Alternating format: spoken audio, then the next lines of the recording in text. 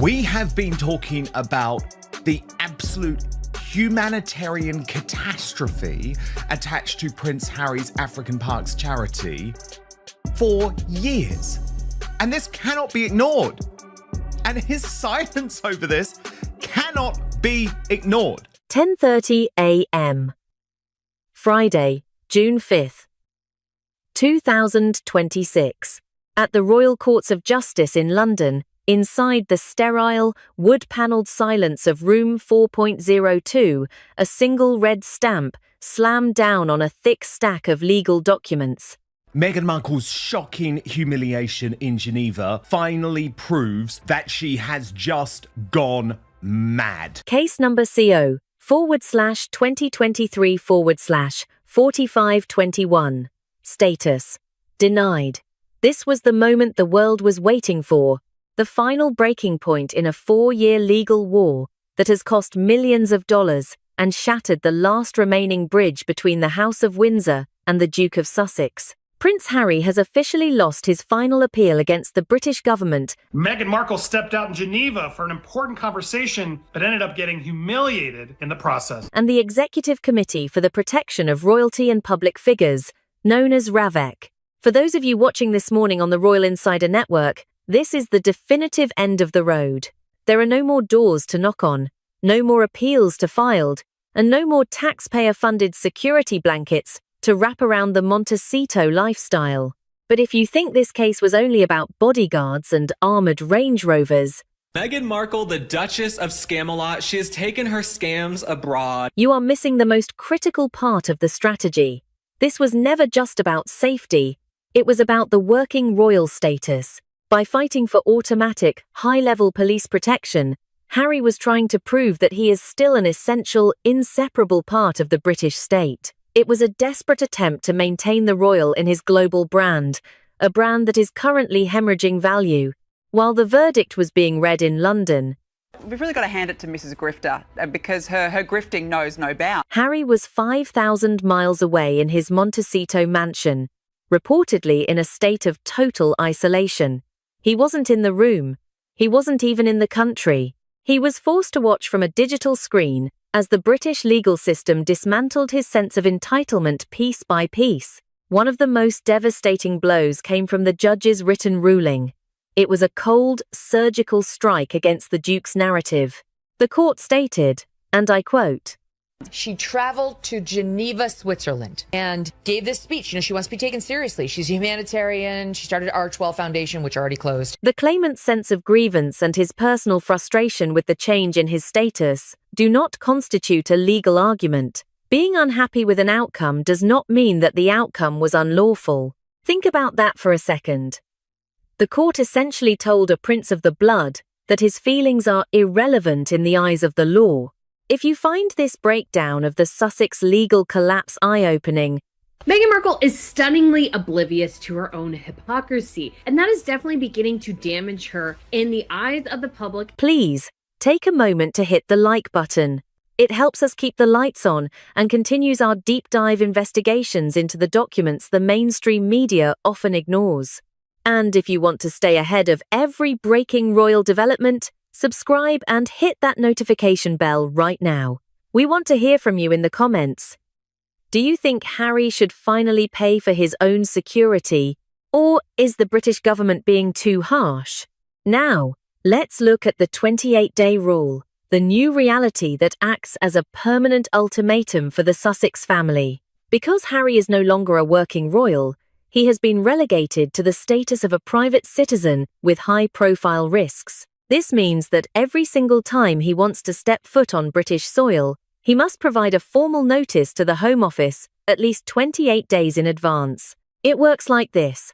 First, Harry submits his travel dates and specific locations. Second, RAVEC evaluates the current threat level on a case-by-case basis. Third, they decide if he gets any protection at all, or if he is left to fend for himself with his private American team, who are not allowed to carry firearms on UK streets. This is a total loss of spontaneity. It is a total loss of the royal prestige. It is the end of the working royal fiction he has tried to sell to Netflix and his billionaire donors. The court has set a precedent that will be impossible to overturn. They have looked Prince Harry dead in the eye and told him that Britain is no longer his home in any legal or protected sense. The implications are massive. If he cannot guarantee the highest level of state security, will Meghan Markle ever agree to bring Archie and Lilibet back to the United Kingdom? The answer, according to those close to the couple, is a resounding no. This court defeat hasn't just cost him money, it has cost him his children's connection to their heritage. As we move into the afternoon, the ripples of this judgment are already hitting the bank accounts of the Sussex organisations. When you lose the protection of the crown, you lose the confidence of the elite. Stay tuned, because in the next segment, we are following the money trail into a $63 million charity scandal that is just beginning to boil over. Don't forget to share your thoughts below. Is this the moment Harry finally realises that the life he left behind is gone for good? Comment game over if you think this is the end of the Sussex influence in London. We are reading every single one of your responses. While the legal towers in London were falling, a different kind of structural failure was being documented in the sun-drenched hills of California. This is the separation effect, a phenomenon where one side of the Sussex operation flourishes in the spotlight while the other, the charitable foundation, quietly bleeds out in the shadows. To understand the gravity of this collapse, we have to look at a timeline of just 7 weeks that exposed the true priorities of the Montecito household. On March 14, 2024, Meghan Markle launched American Riviera Orchard. It was a masterclass in curated luxury. The world saw black and white Instagram clips, soft lighting, and the announcement of a lifestyle brand centered on jam, honey, and home decor. Every ounce of operational energy and PR muscle was poured into this commercial debut. It was the birth of a new income stream. But exactly 7 weeks later, on May 3, 2024, the screen split. While the brand was being celebrated in glossy magazines, the Attorney General of California issued a chilling notice. The Archewell Foundation, the very charity Harry and Meghan claimed was their life's work, was officially declared delinquent. The state's highest legal office ordered them to stop soliciting donations and, more importantly, to stop spending money immediately. How does a global foundation, run by two of the most famous people on Earth, fall into such a state of neglect? The ladder of authority reveals a terrifying fiscal trajectory. In 2021, the year of the Oprah interview, Archewell was a juggernaut, raising over $13 million in goodwill donations. But by 2022, that number didn't just dip, it collapsed to just $2 million. A staggering 85% drop in a single year. By the time 2024 rolled around, the situation had turned from a decline into a crisis. Official filings now show a $3 million deficit. The foundation was spending millions more than it was taking in. But it's the how and the where that has sparked the most intense scrutiny from media analysts. Public sources suggest a disturbing pattern in the PR mechanism of the foundation. While donations to actual charitable causes dwindled, the operational overhead remained sky-high. Media analyst Brian Glicklich observed that the public now sees the foundation not as a charity, but as a self-serving publicity mechanism. Consider the high-profile tours to Nigeria and Colombia.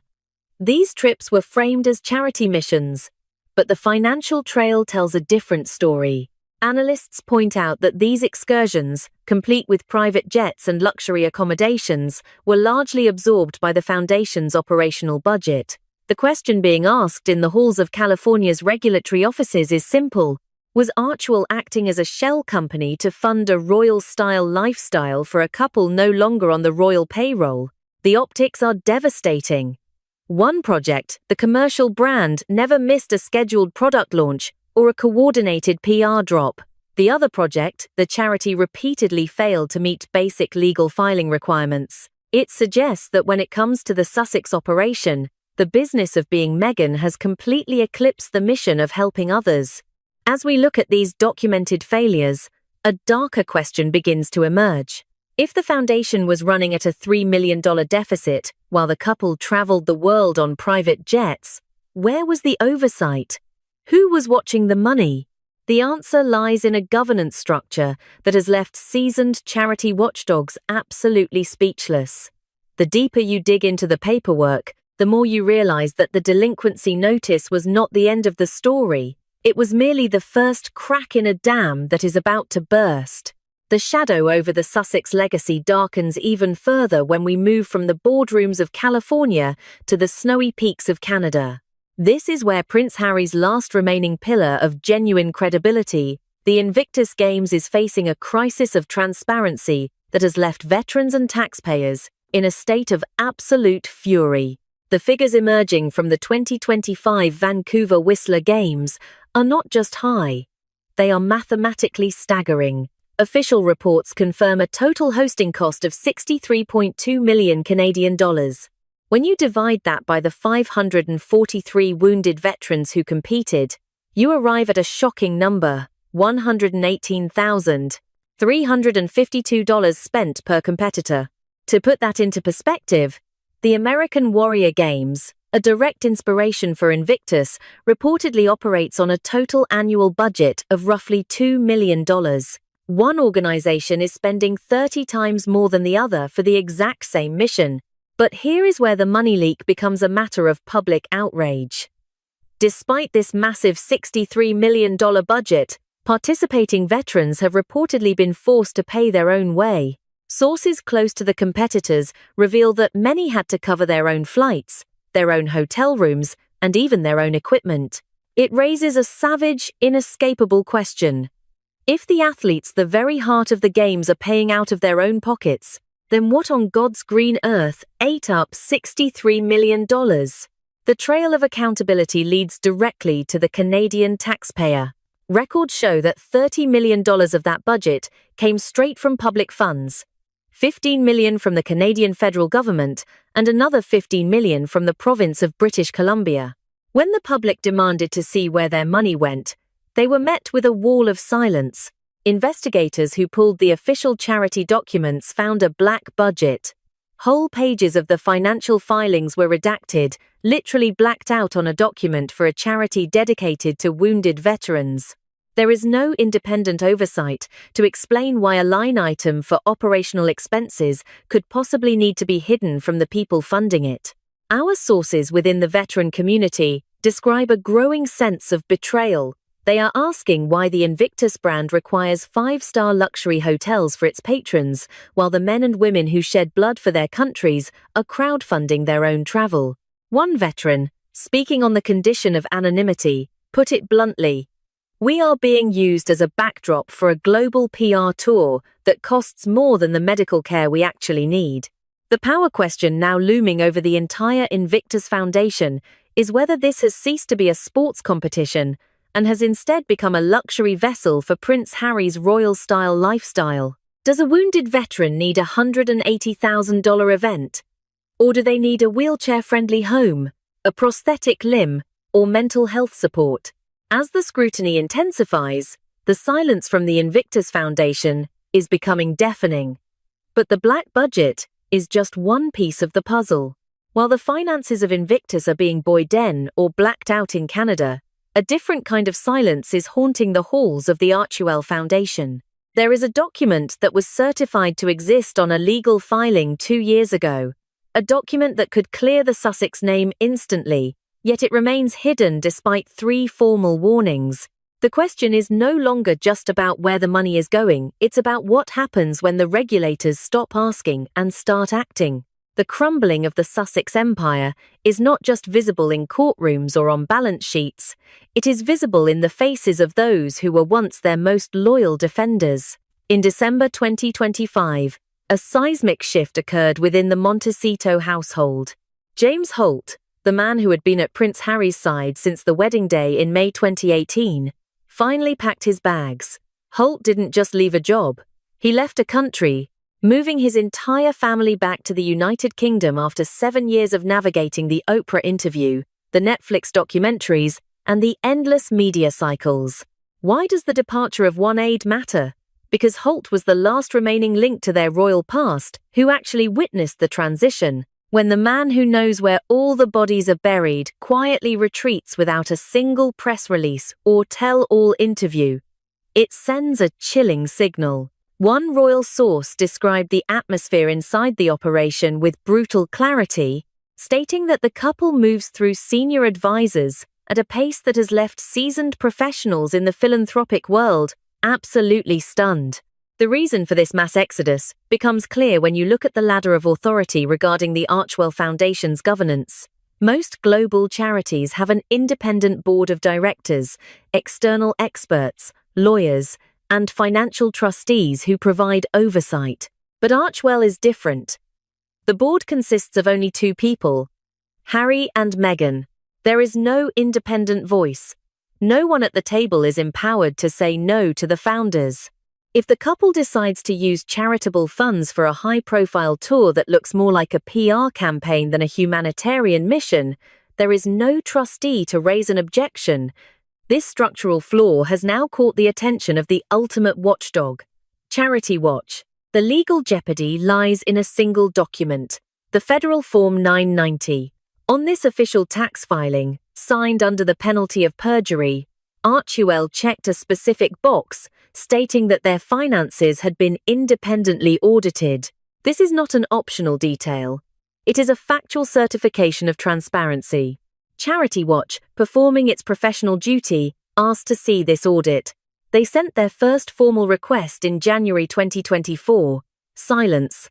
They sent a second request in December 2024. Silence. By January 2026, a third request went unanswered. For 2 full years, a charity that certified a legal document stating an audit existed has refused to produce it. There are only 2 conclusions. Either the audit is being hidden because of what it reveals, or it never existed in the form it was certified to exist. This leads us to the transparency strategy, a calculated maneuver executed in December 2025. While the world was focused on the holiday season, Archewell announced a restructure. They rebranded as Archewell Philanthropies and used language of global expansion, but the paperwork showed the opposite.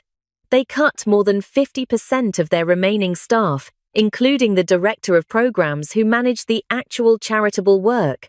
More importantly, they began a transition toward a fiscal sponsorship model. To the average observer, this sounds like boring administrative jargon, but in the world of regulation, it is a tactical retreat. This model carries far fewer mandatory public disclosure requirements. It allows the organization to report less, hide more, and obscure the trail of where the money actually goes. At the exact moment that scrutiny reached its peak, with a $3 million deficit and a missing audit, Harry and Meghan moved their finances behind a thicker wall. It is a pivot away from public accountability, dressed in the language of family values.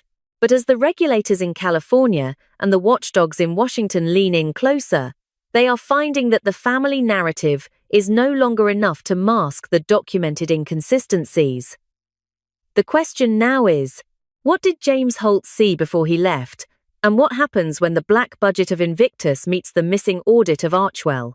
Beyond the missing audits and the blacked-out budgets lies a moral dimension that has left even the most ardent supporters in a state of shock. This is the shadow falling over the organizations most closely tied to Prince Harry's personal identity, African Parks and Centervale. While the financial filings suggest a lack of transparency, the reports coming out of the field suggest a catastrophic failure of oversight. For 6 years, Prince Harry served as the president of African Parks, an organization managing over 20 million hectares of protected areas across the continent. In 2023, he transitioned to a seat on the board of directors. However, this transition coincided with the emergence of harrowing allegations involving the Baka people in the Republic of Congo. According to documented reports from the indigenous rights charity Survival International, rangers managed by African Parks have been accused of severe physical misconduct and human rights violations against the local community. The allegations describe a pattern of systemic mistreatment that has left the Baka people living in fear. The contrast in optics is staggering. While these reports were bubbling to the surface, Prince Harry was in Arizona, attending high-profile gala events aimed at raising an additional $1 billion for the organization. The silence from the Montecito household has been absolute. One leader from the Backa community, whose identity was kept confidential for his own safety, provided a chilling account to investigators. Through a translator, he stated, "The way the parks treat us here is violent. They want us to disappear from our own land. We see the fundraisers on television, but on the ground, we only see the fear." When a member of a board of directors is made aware of such systemic issues and chooses to continue the fundraising circuit rather than demanding a public, transparent investigation, it raises a power question about the true purpose of the leadership. Is the role of a royal patron to provide genuine oversight, or is it merely to provide a famous face for the brochures? This pattern of friction between charitable missions and personal image is not isolated to Africa. Centervale, the charity Harry co-founded in 2006 to honor his mother's legacy, faced its own public implosion in early 2025. The catalyst was a stand taken by the chairwoman of the board, Dr. Sophie Chandaka. Dr. Chandaka is not a tabloid source.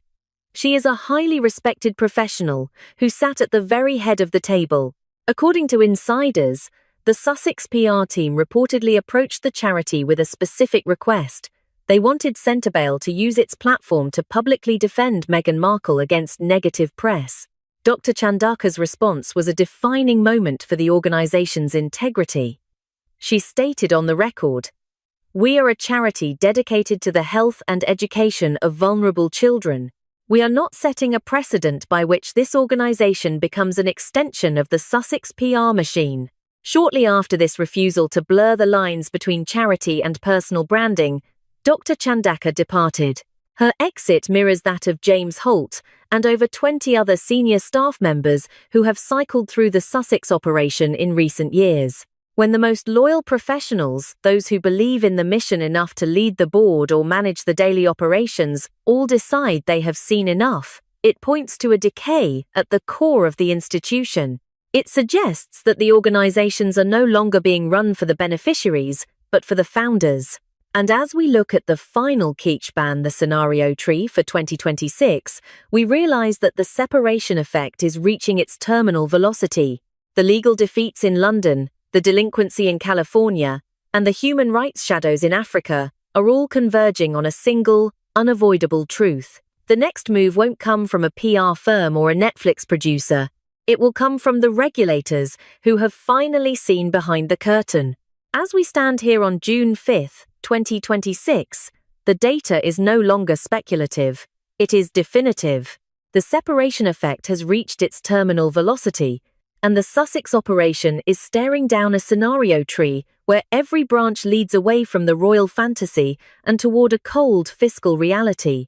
The choices made over the last 5 years have created a mathematical trap, and the regulators are finally closing in. The first, and perhaps most devastating path, is the IRS intervention. When an organization checks a box on a federal tax document certifying that an independent audit exists and then fails to produce that document across 3 formal requests over 2 years, it is no longer a matter of public relations. It is a matter of federal law. With a 35% probability, we are looking at a potential criminal investigation into the Archewell filings.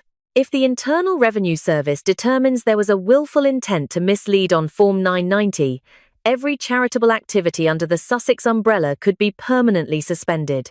In this scenario, the foundation doesn't just close, it is legally dismantled, leaving a permanent stain on the founders' reputations that no PR firm can wash away.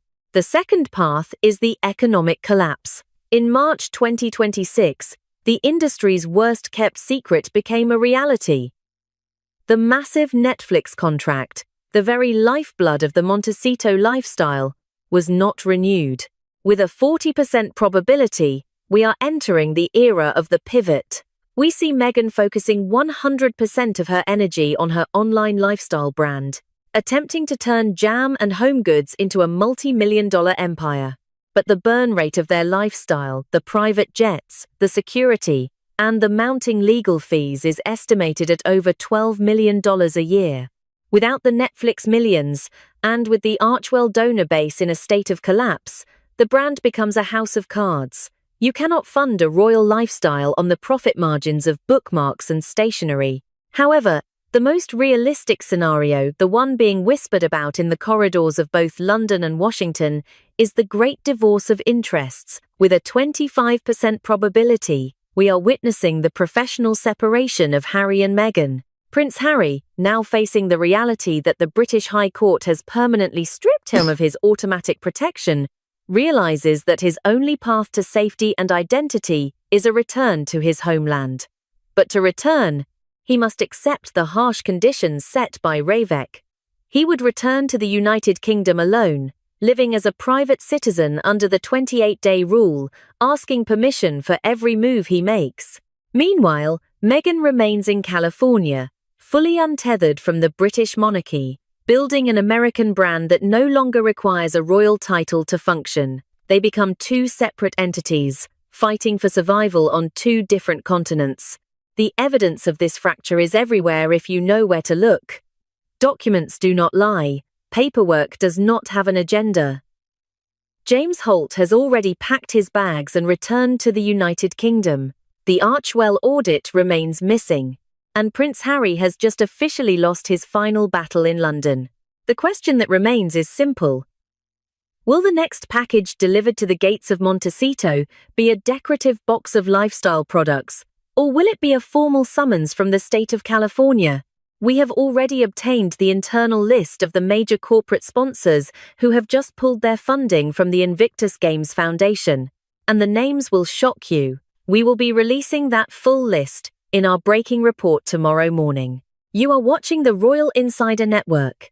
If you value the truth behind the glossy press releases, make sure to like this video and subscribe with notifications turned on. The black budget is about to be opened, and you will want to be here when it happens. Until tomorrow. Just rack off. That's what furious Australians are going to be saying to Prince Harry and Meghan Markle after this astonishing leak. Breaking news this morning, April 11th, 2026. While the world watches the British royal family, a staggering double standard has just been exposed on the shores of Australia. Look at Zara and Mike Tyndall. They are currently travelling across the continent with absolutely zero taxpayer-funded security. They are non-working royals, exactly the same status as Harry and Meghan, yet they manage to walk among the public without a private army or a legal meltdown. It is a sharp, stinging irony that sets the stage for the chaos we are witnessing today. As of 9:30 a.m. East Coast time, Prince Harry remains effectively trapped in London, buried under a 400-page legal mountain. This is not just another hearing, it is a defamation suit of massive proportions that has him pinned to a courtroom chair, while his wife, Meghan Markle, is 10,000 miles away, officially triggering what experts are calling a commercial goldmine disguised as a royal visit. In Sydney, the atmosphere is electric but controversial. Meghan has officially activated her latest venture, the Best Life Retreat. We have obtained leaked documents from the operational notes of Liam Maguire, the newly appointed PR chief for the Sussexes. These documents reveal a calculated plan to use the Intercontinental Hotel at Coogee Beach as the headquarters for a high-stakes commercial infiltration. This is not a charity mission. This is a business empire being built on the back of a royal title. The cost of admission to breathe the same air as the Duchess? $3,000 per person. For that price, guests are promised a schedule of expensive wine and curated speeches. It is a pseudo-royal tour that begins in exactly 4 days, and the contrast is deafening. On one side of the world, Harry is facing million-dollar legal bills. On the other, Meghan is charging $3,000 a head to talk about finding your inner peace. Before we dive into the leaked transcripts of what is happening behind those closed courtroom doors, do us a quick favor. If you think the Tyndalls are setting the right example for non-working royals, hit that like button right now. Subscribe to the channel so you never miss a breaking update on this developing story, and drop a comment below. Would you pay $3,000 for a weekend at a Sussex retreat? We want to hear your thoughts. The tension in London is palpable. Reports from inside the court describe a prince who looks increasingly isolated. During the proceedings, Harry reportedly turned to his legal team and whispered, "We cannot let them win. This isn't just about the papers, it is about the legacy of my family." His frustration is clear as he navigates a 400-page dossier that threatens to expose even more private correspondence. He is fighting a war of words, while his bank account takes a massive hit from legal fees that are spiraling out of control. Meanwhile, back at the Intercontinental in Sydney, Liam Maguire's operational notes suggest a very different tone. The leaked memo states, and I quote, "This event must maintain the prestige of a royal engagement while maximizing brand visibility. Every interaction is a touchpoint for future commercial partnerships. It is a cold, business-first approach." Meghan's team is reportedly telling local vendors, the Duchess expects total privacy, but ensure the brand logos are visible in every high-resolution photograph released to our approved partners. It is a tale of two realities. Harry is in the trenches of the English legal system, defending his reputation against a mountain of evidence. Meghan is on the sun-drenched coast of Australia, turning her royal connection into a luxury lifestyle product. The Best Life retreat is being marketed as a transformative experience, but the leaked notes suggest it is a cashing-in moment of unprecedented scale. The public is starting to ask the hard questions. Why can Zara and Mike Tyndall enjoy Australia like normal citizens, while the Sussexes require a multi-million-dollar PR machine and a legal shield? The pseudo-royal label is sticking, and as the clock ticks down to the official start of the tour in 4 days, the pressure is reaching a breaking point. Harry is fighting for his past in London, while Meghan is selling a vision of the future in Sydney, and the price tag for everyone involved has never been higher. Stay tuned as we continue to track these leaked documents and the fallout from the London courts. This is a story that is changing by the hour. The narrative being spun from the Sussex camp this morning is one of independence and financial responsibility. Liam Maguire, the voice of the operation, has been vocal in his assertions that this trip is entirely self-funded. He is attempting to extinguish a fire that is spreading across the Australian continent, a petition signed by over 35,000 angry citizens who are demanding that not a single cent of public money be spent on this private commercial venture. Maguire's statement was clear: they are paying their own way. But as we look deeper into the logistics, a much darker, more calculated pattern is emerging. This appears to be a systematic deception designed to protect a brand, while the public picks up the tab for what they call blood and safety. While it may be true that they are paying for their luxury hotel suites at the Intercontinental, the reality of the security costs tells a completely different story. Just this past Friday, high-ranking officials from the New South Wales and Victoria Police Departments confirmed that a massive, large-scale public safety operation has been officially activated. This is not a small detail. It is a full-scale mobilization of law enforcement resources during one of the most sensitive times of the year. Australia is currently in the middle of the school holiday season, a time when police resources are already stretched to their absolute limit. Following recent security concerns and heightened threat levels across the country, the public expects their officers to be protecting communities and high-traffic tourist areas.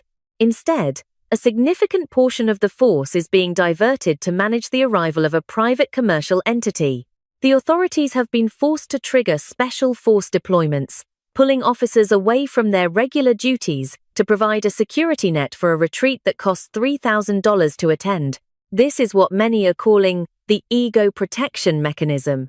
It is a 3-step strategy designed to use public funds for private benefit. In the first step, the Sussex team leaks a highly detailed itinerary to a select few friendly media outlets. This ensures that the public knows exactly where they will be and when, which naturally draws a massive crowd of both supporters and protesters. The second step is where the manipulation becomes truly calculated.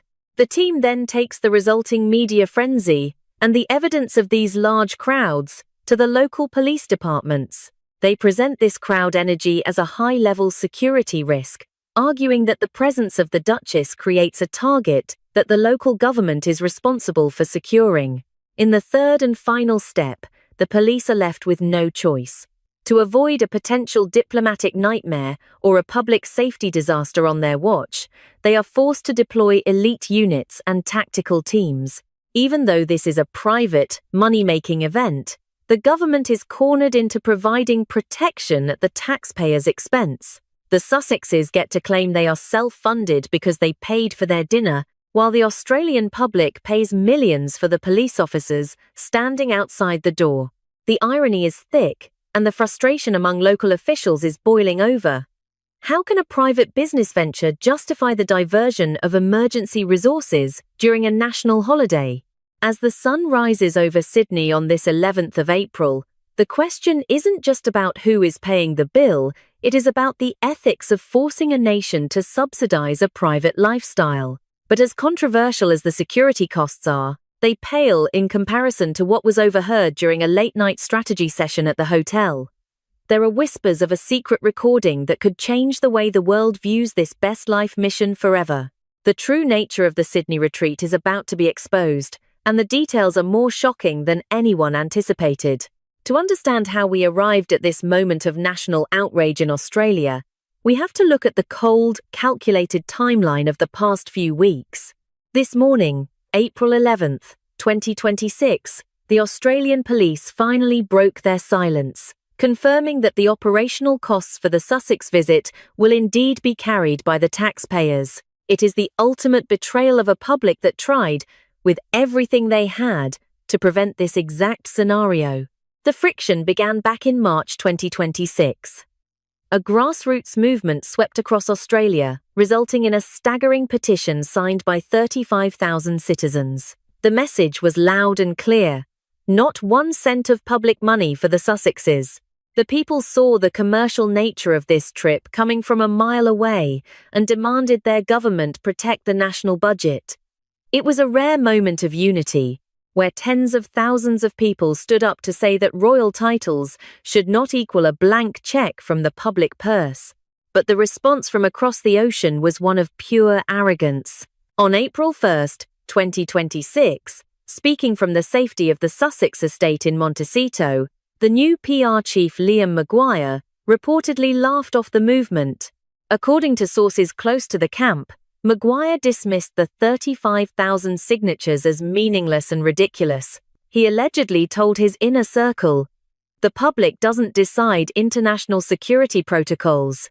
This petition is a distraction from the global impact the Duchess is about to make." It was a direct insult to the very people who were being asked to foot the bill. By April 5th, as Meghan arrived in Sydney, the strategy became even more deceptive. She intentionally split her schedule into 2 separate tracks. On one hand, there were the pseudo-royal appearances, and on the other, the Best Life Retreat commercial sessions. This wasn't just a scheduling choice, it was a tactical maneuver to dodge the scrutiny of the legitimate royal press corps. By keeping the commercial business separate, she could claim privacy when it suited her, while still keeping the police motorcade provided for her royal status. The most shocking move, however, happened under the cover of darkness on April 9th. At exactly 11 p.m. Sydney time, a mass wave of termination emails was sent out by the Sussex PR team. These were not sent to protesters, but to paying customers of the retreat. Anyone who had even a tangential connection to the mainstream media, freelance writers, bloggers, or even people with distant relatives in journalism, found their $3,000 tickets summarily cancelled. One source described the scene at the hotel when the news broke, recounting how the staff were told, "The Duchess will not have her private sessions recorded by anyone with a platform. Purge the list." Now, this late-night tram, as some are calling it, was a total media blackout, designed to ensure that only the most compliant and devoted followers would be in the room. They wanted witnesses who would only spread the official version of the best life story. And that brings us to the reality of today, April 11th. Despite all the promises of being self-funded, the Australian authorities have confirmed that the public safety operation is being funded by the state. The 35,000 people who signed that petition have been ignored. The Sussexes have successfully used the system to protect their commercial interests using public resources. But as the first guests arrive at the Intercontinental, and as Harry remains locked in his legal battle in London, the true cost of this trip is starting to be calculated in more than just dollars. There is a growing sense that this may be the final time the Australian public allows themselves to be used in this way. The question now isn't what Meghan will say on stage, but what the Australian people will do once the final bill is published. The tension in Sydney is no longer about a retreat. It is about a nation that feels it has been scammed.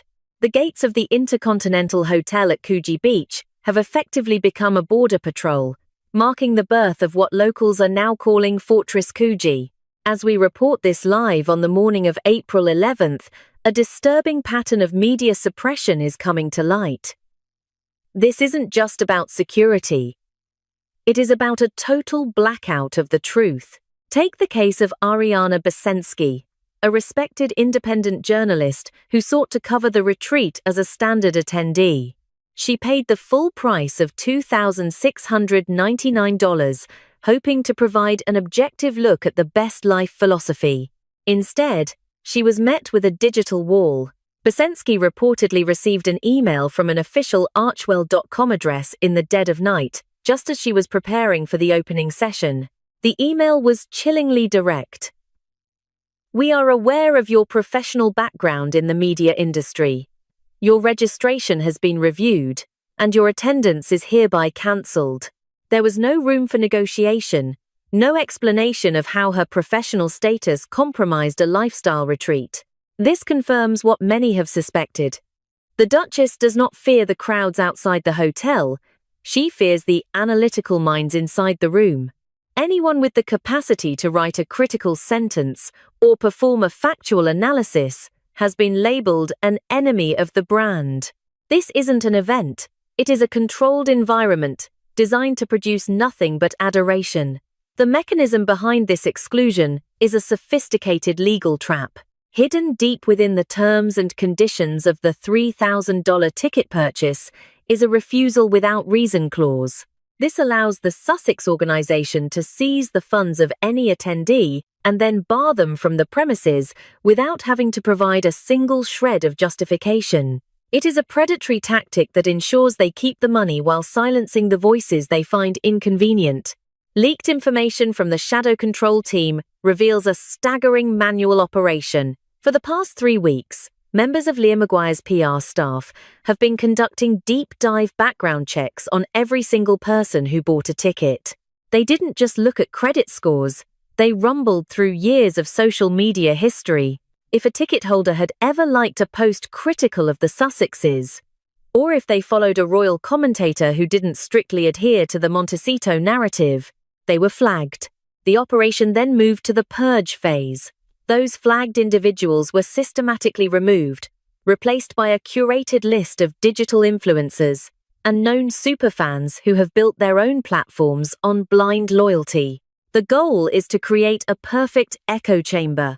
Inside those walls, the Duchess will hear only cheers. She will see only smiles. To the cameras inside, it will look like a global movement of empowerment, but it is a manufactured reality. The consequences of this shadow control are profound. By excluding any objective observer, they are creating a vacuum where the official Sussex version of events is the only one allowed to exist. While the Australian public stands outside, paying for the police that protect this exclusion, the people inside are being fed a curated performance. But how long can a fortress hold when the foundation is built on such blatant manipulation? As the morning sun hits the Pacific, the first session is about to begin. But the real story isn't happening on the stage, it is happening in the emails and background checks that reveal just how much this best life costs the truth. One has to wonder, what are they so afraid would be reported if the doors were truly open? As the first sessions of the Best Life Retreat begin this morning, April 11th, 2026, a moral fault line has opened up at the Intercontinental Hotel that many believe will be the final undoing of the Sussex brand.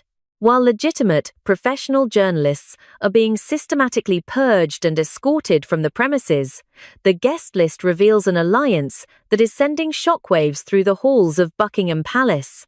Information has surfaced that while objective reporters were being cancelled, one individual remained at the top of the VIP list.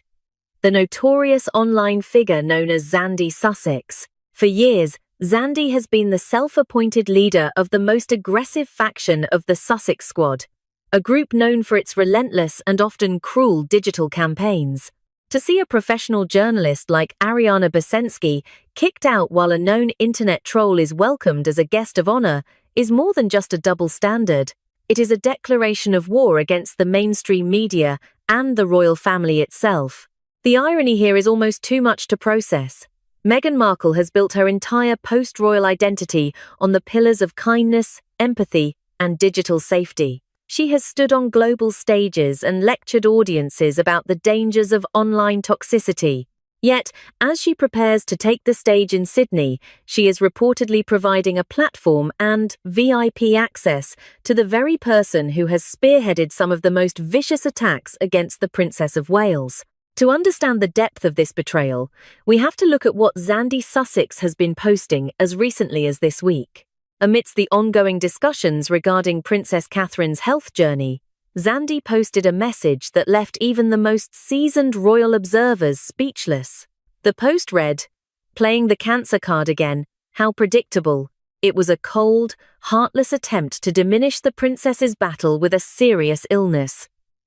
According to a breaking report from the Daily Mail, this is the person who has been granted a golden ticket to the Sydney retreat. The report confirms that Zandy is not just an attendee. She is on the highly restricted VIP list, which includes the ultimate prize, a private, one-on-one photo opportunity with the Duchess. The implications of this are staggering. For Meghan to pose for a photograph smiling and laughing with a woman who has publicly mocked the Princess of Wales's cancer diagnosis is being described by PR experts as a nuclear bomb. This is not an accidental association. Every person on that list was manually vetted by Liam Maguire's team. They knew exactly who Zandy was. They knew her history of vitriol, and they chose to keep her while expelling the professional press. If this photograph is released, it will represent the definitive breaking point. For years, there has been a sliver of hope that Prince Harry might one day find a path back to his family, that the rift could be healed. But an alliance with a troll who mocks a sick family member is a bridge burned to ashes. It signals that the Sussexes are no longer interested in reconciliation.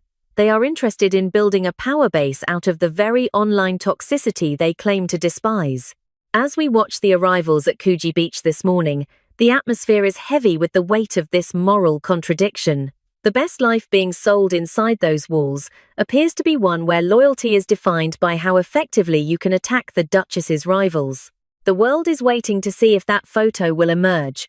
If it does, the narrative of the pseudo-royal tour will shift from a commercial venture to something far more permanent and far more damaging. The question is no longer about the $3,000 ticket price. It is about the price of one's integrity, and as the sessions begin, the true cost of Meghan's alliance is about to be revealed to a global audience.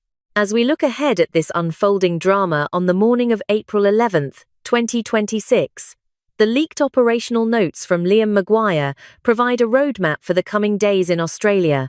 Based on the strategic planning found in those documents, we can now project 3 distinct scenarios for how this pseudo-royal tour will conclude.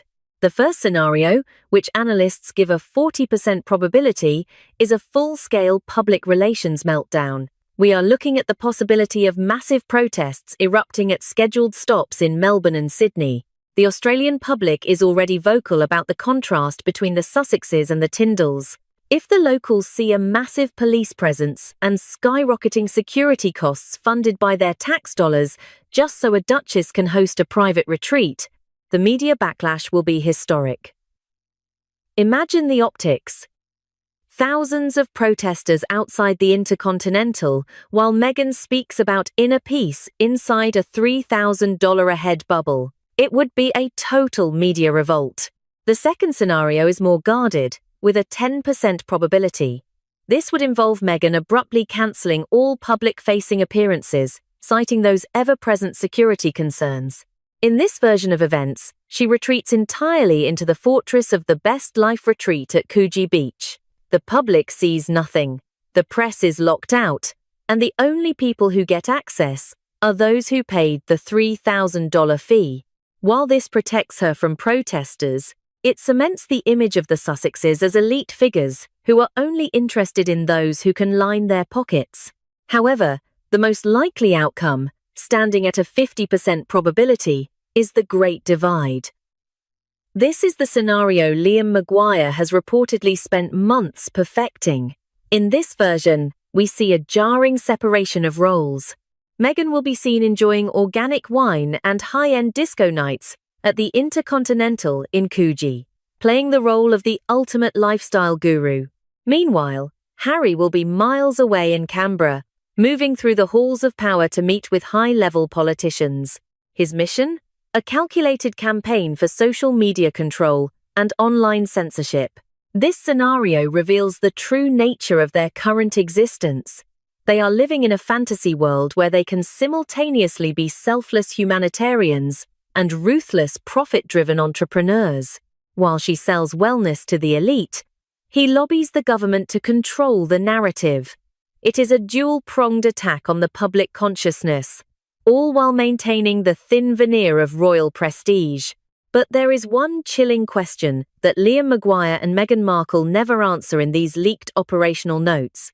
If this trip is truly a private commercial venture, why does their itinerary include minute-by-minute movements of top Australian politicians?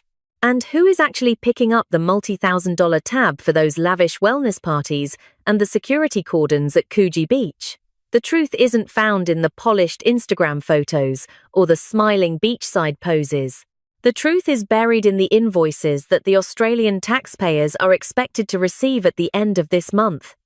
This isn't just a retreat, it is a test of how much the public will endure. The dossier for April 11th, 2026, is temporarily closed, but the fallout is only just beginning. We are witnessing the first cracks in the foundation of the wellness empire, and the collapse could be more spectacular than anyone imagined. What do you think is the real motive behind Harry's meetings in Canberra? Is this a business trip or a political power play? Let us know in the comments below. If you found this deep dive into the Maguire leaks eye-opening, make sure to hit the like button and subscribe to our channel. We are tracking this story hour by hour, and you won't want to miss our next update on the mounting costs of the Sydney retreat. Thank you for watching. April 14th, 2026. We are witnessing a seismic shift in the historical record of the British monarchy. For 3 years, the true nature of Queen Elizabeth II's final interactions with Prince Harry remained locked behind the iron gates of royal protocol. But this morning, a high-level leak from the updated Hugo Vickers dossiers has shattered the silence. We are not just looking at a family rift, we are looking at the activation of a national security-level defensive perimeter against one of their own. Imagine this. It is 11:15 a.m. on a Tuesday in the summer of 2021. The location is room 1844 at Buckingham Palace, the most famous room for receiving heads of state. The encrypted internal phone line begins to ring. On the other end is Prince Harry, calling from a different time zone, seeking a private word with his grandmother. But the Queen does not pick up.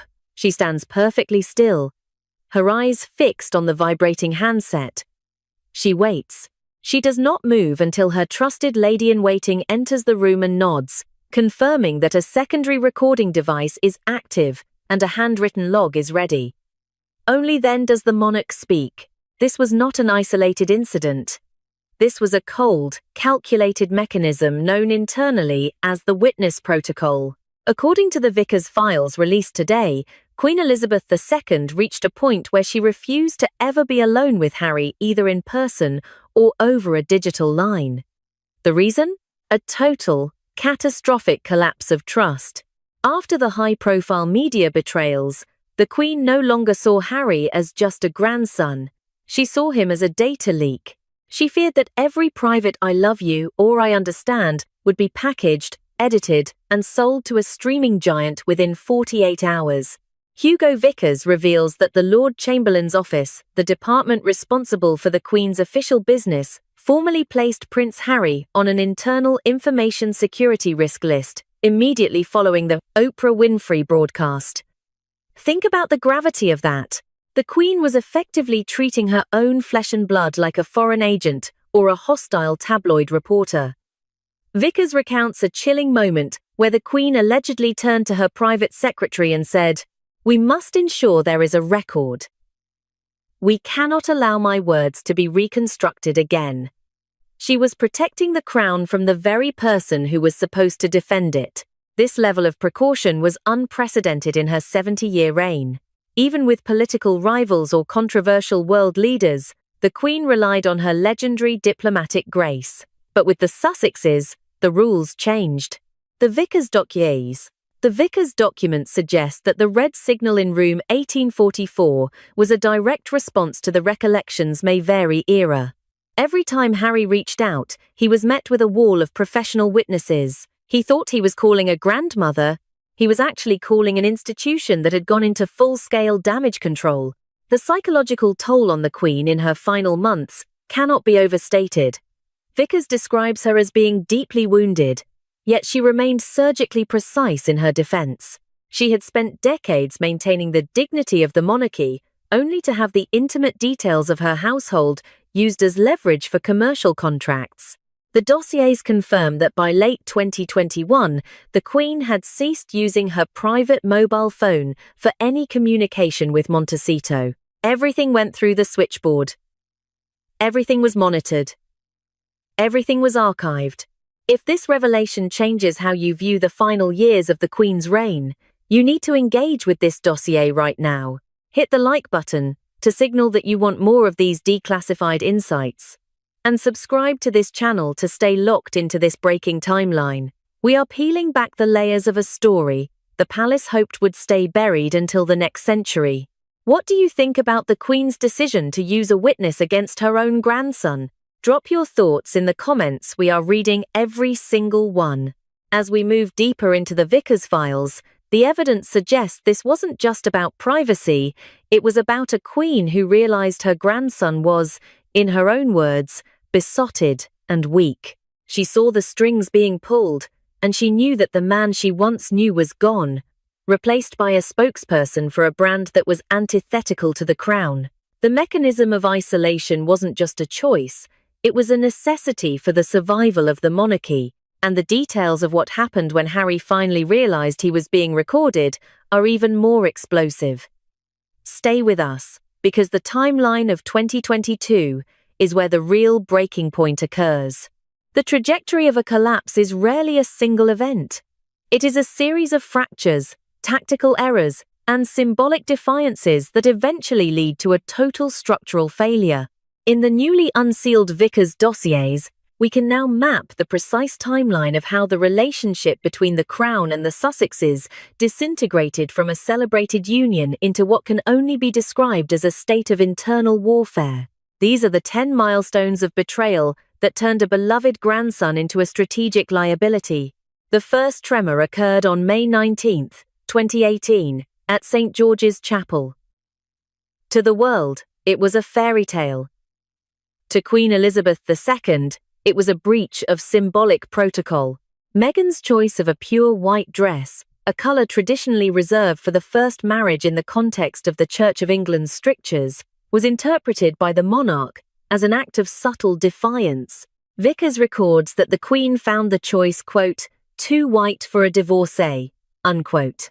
It was the first sign that Meghan intended to rewrite the rules, rather than respect the institution she was entering. By October 2019, the friction moved from symbolism to direct conflict. In the gardens of Windsor, an incident took place that forced the Queen into a rare, direct intervention. Meghan was reportedly reprimanded for her treatment of a long-serving royal staff member. The Queen did not send a memo. She did not send a secretary. She drove her electric golf cart directly to the site of the dispute and delivered a chilling 6-word command. In this family, we do not speak to people like that. It was the first formal internal sanction, marking the end of the honeymoon phase. Then came January 2020, the Sandringham Summit. This was the moment of the Great Divorce. When the half-in, half-out proposal was rejected, the Queen made a move that many believe broke Harry's spirit. She cut off his military intel and his ceremonial roles. She stripped him of the one thing that defined his identity, his service to the crown. The outrage reached a fever pitch in March 2021. While Prince Philip lay in a hospital bed, fading, the Oprah Winfrey interview was broadcast to millions. The timing was interpreted as a lack of basic human empathy. The Queen's response, the legendary "some recollections may vary," was more than a PR statement. It was the activation of a counterintelligence mechanism designed to discredit the Sussex narrative without engaging in a public shouting match. By the Platinum Jubilee in June 2022, the diplomatic isolation was complete. Harry and Meghan were physically relegated to the second row, hidden behind the senior royals. The consequence was clear. They were no longer part of the working firm. They were guests, and barely that. The most painful fracture, however, occurred on September 5, 2022.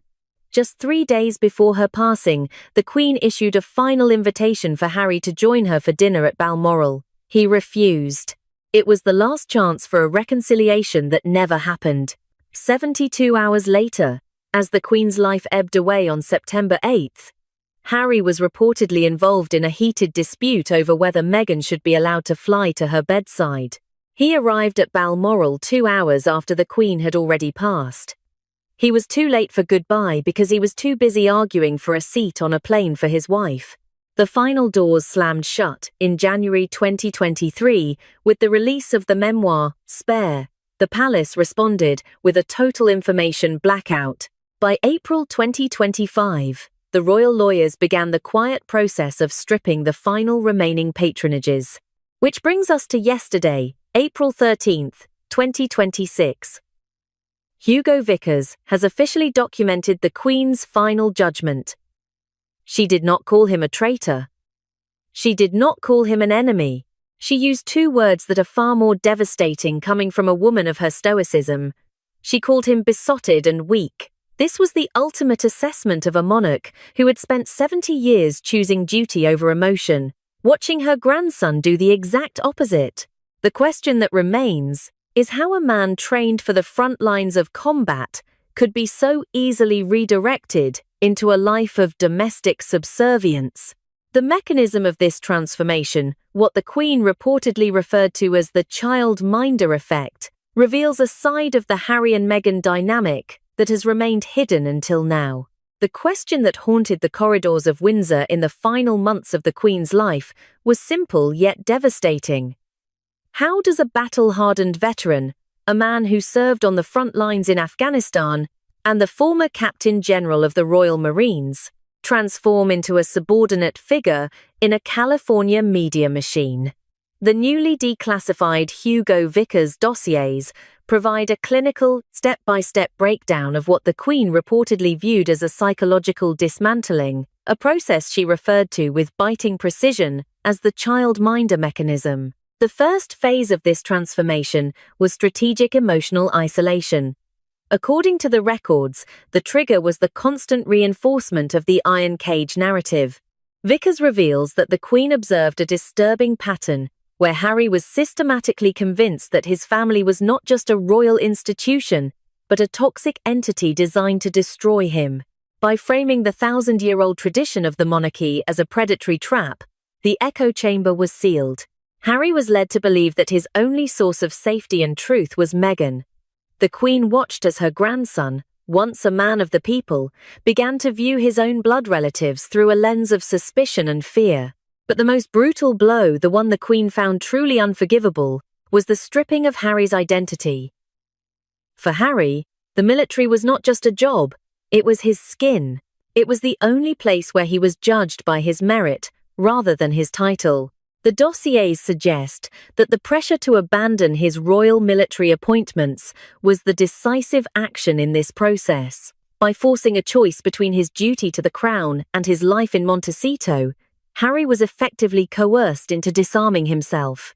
When he walked away from his role as Captain General of the Royal Marines, he wasn't just leaving a position, he was surrendering the foundation of his self-worth.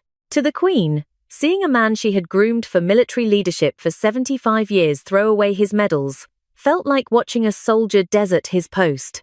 This led to the third and final step, the functional transformation of Harry's purpose. He was moved from being a global symbol of national service, the visionary behind the Invictus Games, to a secondary support staff member for the Meghan Markle brand. The mechanism was subtle but total. Harry's schedule, his public appearances, and his very voice were redirected to serve as a defensive perimeter for his wife's commercial ambitions. He was no longer a principal player on the world stage, he had become a brand custodian. The consequence of this shift is captured in a quote from Queen Elizabeth that has sent shockwaves through London today. Vickers documents that during a private conversation about Harry's new life in America, the Queen looked at a photograph of her grandson and whispered with a mix of sorrow and sharp-edged disappointment, "One minute he is the Captain General of the Royal Marines, and the next minute he is just a childminder." In the eyes of the monarch, this was the ultimate failure of character. For a woman who had lived through the Blitz, managed 13 prime ministers, and dedicated every waking second to the survival of the state, the idea of a prince of the realm abandoning his sacred obligations to become a carer for a celebrity brand was incomprehensible. It wasn't just a career change, it was the collapse of a 75-year military legacy she had personally curated for him. The Vickers files suggest that the Queen didn't just see this as a tragedy, she saw it as a warning. She began to realize that the man who had been her favorite grandson had been replaced by someone she no longer recognized.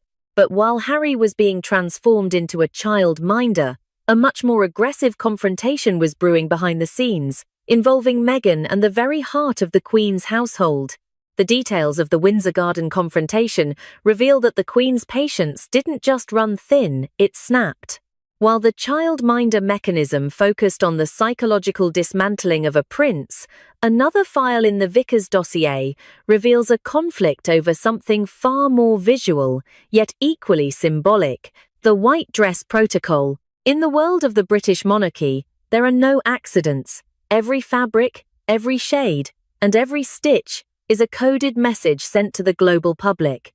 On May 19, 2018, the message Meghan Markle chose to send was one that Queen Elizabeth II reportedly found not just surprising, but fundamentally dishonest.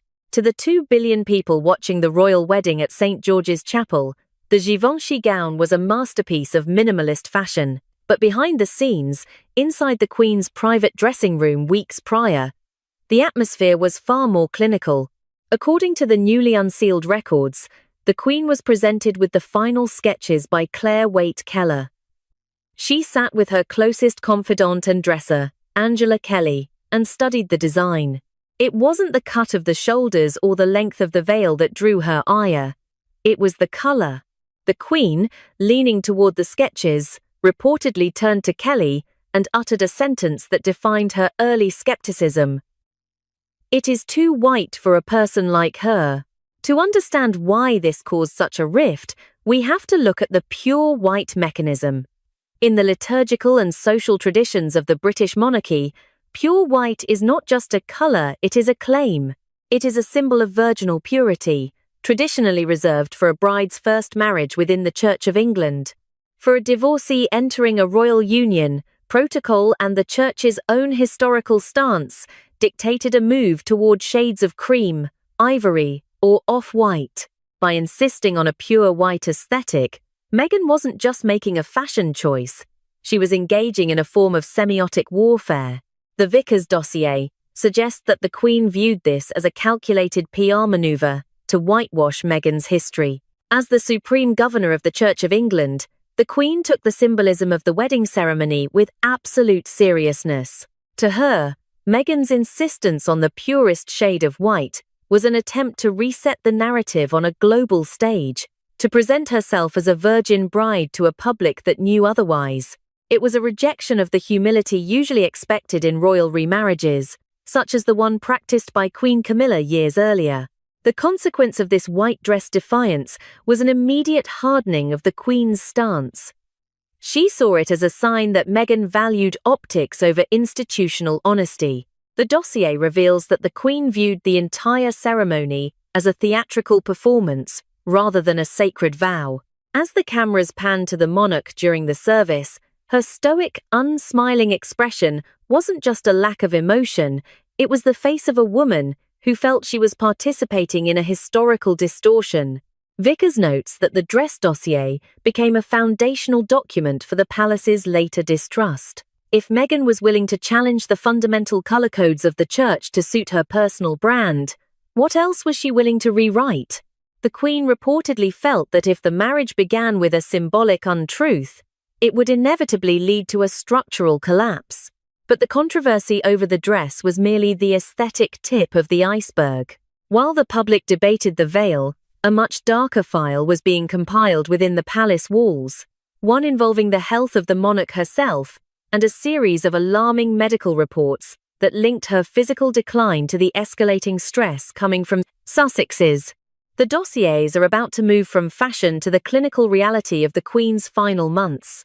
The Vickers dossiers now move beyond the gilded rooms of the palace and into the private medical quarters of the sovereign, revealing the harrowing physiological cost of the royal exit.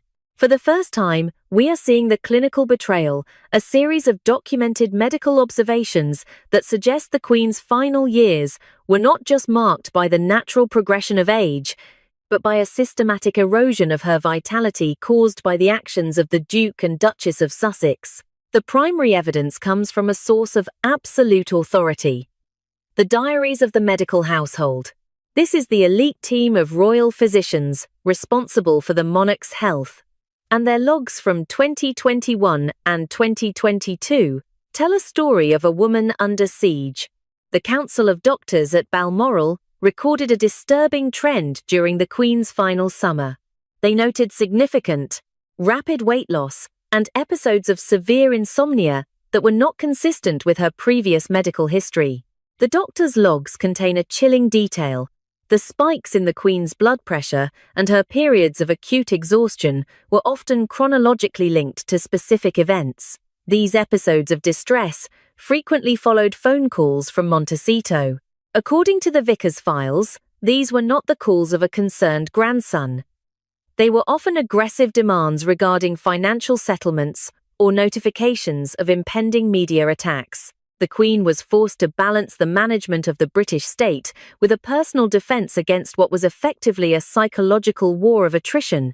This brings us to the legal mechanism at the heart of the conflict: the sovereign grant.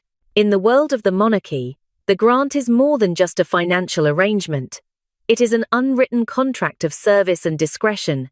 The Vickers dossiers suggest that the palace legal team viewed the Sussexes' deals with Netflix and Spotify as a fundamental violation of the sovereign grant's core principles. By selling the intimate, internal details of the royal family's life information they only possessed because of their proximity to the crown, Harry and Meghan were effectively monetizing the Queen's private suffering. The dossiers reveal that the Queen felt trapped by her own sense of duty. She could not respond publicly without damaging the institution she had spent 70 years protecting. Yet, every time she remained silent, another bombshell was prepared for release in California. The medical household diaries note that the Queen's refusal to engage in a public shouting match led to an internal accumulation of stress. One entry from early 2022 describes the Queen as being visibly diminished after learning about the contents of upcoming media projects. Hugo Vickers' assessment of this period is perhaps the most devastating indictment in the entire record. He writes with a cold, sharp anger that reflects the mood of the palace inner circle. "I will never forgive the Sussexes for the amount of stress they caused the Queen. To do that to a woman of 96, who was already dealing with the loss of her husband and the immense weight of her final duties, is beyond the pale." To the palace, this was not just a family rift. It was an assault on a dying woman's peace. The evidence suggests that while the Queen maintained a mask of grace and silence for the public behind closed doors, She was being physically consumed by the chaos. But as the Vickers files move into their final section, a new and even more controversial revelation is emerging. It concerns a scenario tree developed by the palace lawyers, a secret plan for the exile of the Sussexes that was authorized in the Queen's final days. The details of this final directive are about to change everything we thought we knew about the future of the monarchy. As we stand here on April 13th, 2026, the Vickers dossiers have done more than just recount the past. They have provided a chilling roadmap for the future. The palace is no longer playing a game of chance. Behind the closed doors of the royal legal departments, a scenario tree has been developed to manage the inevitable fallout of the Sussexes' isolation. These are the three projected paths for Prince Harry as his brand reaches its final breaking point. The first path, Scenario A, is the Hollywood discard.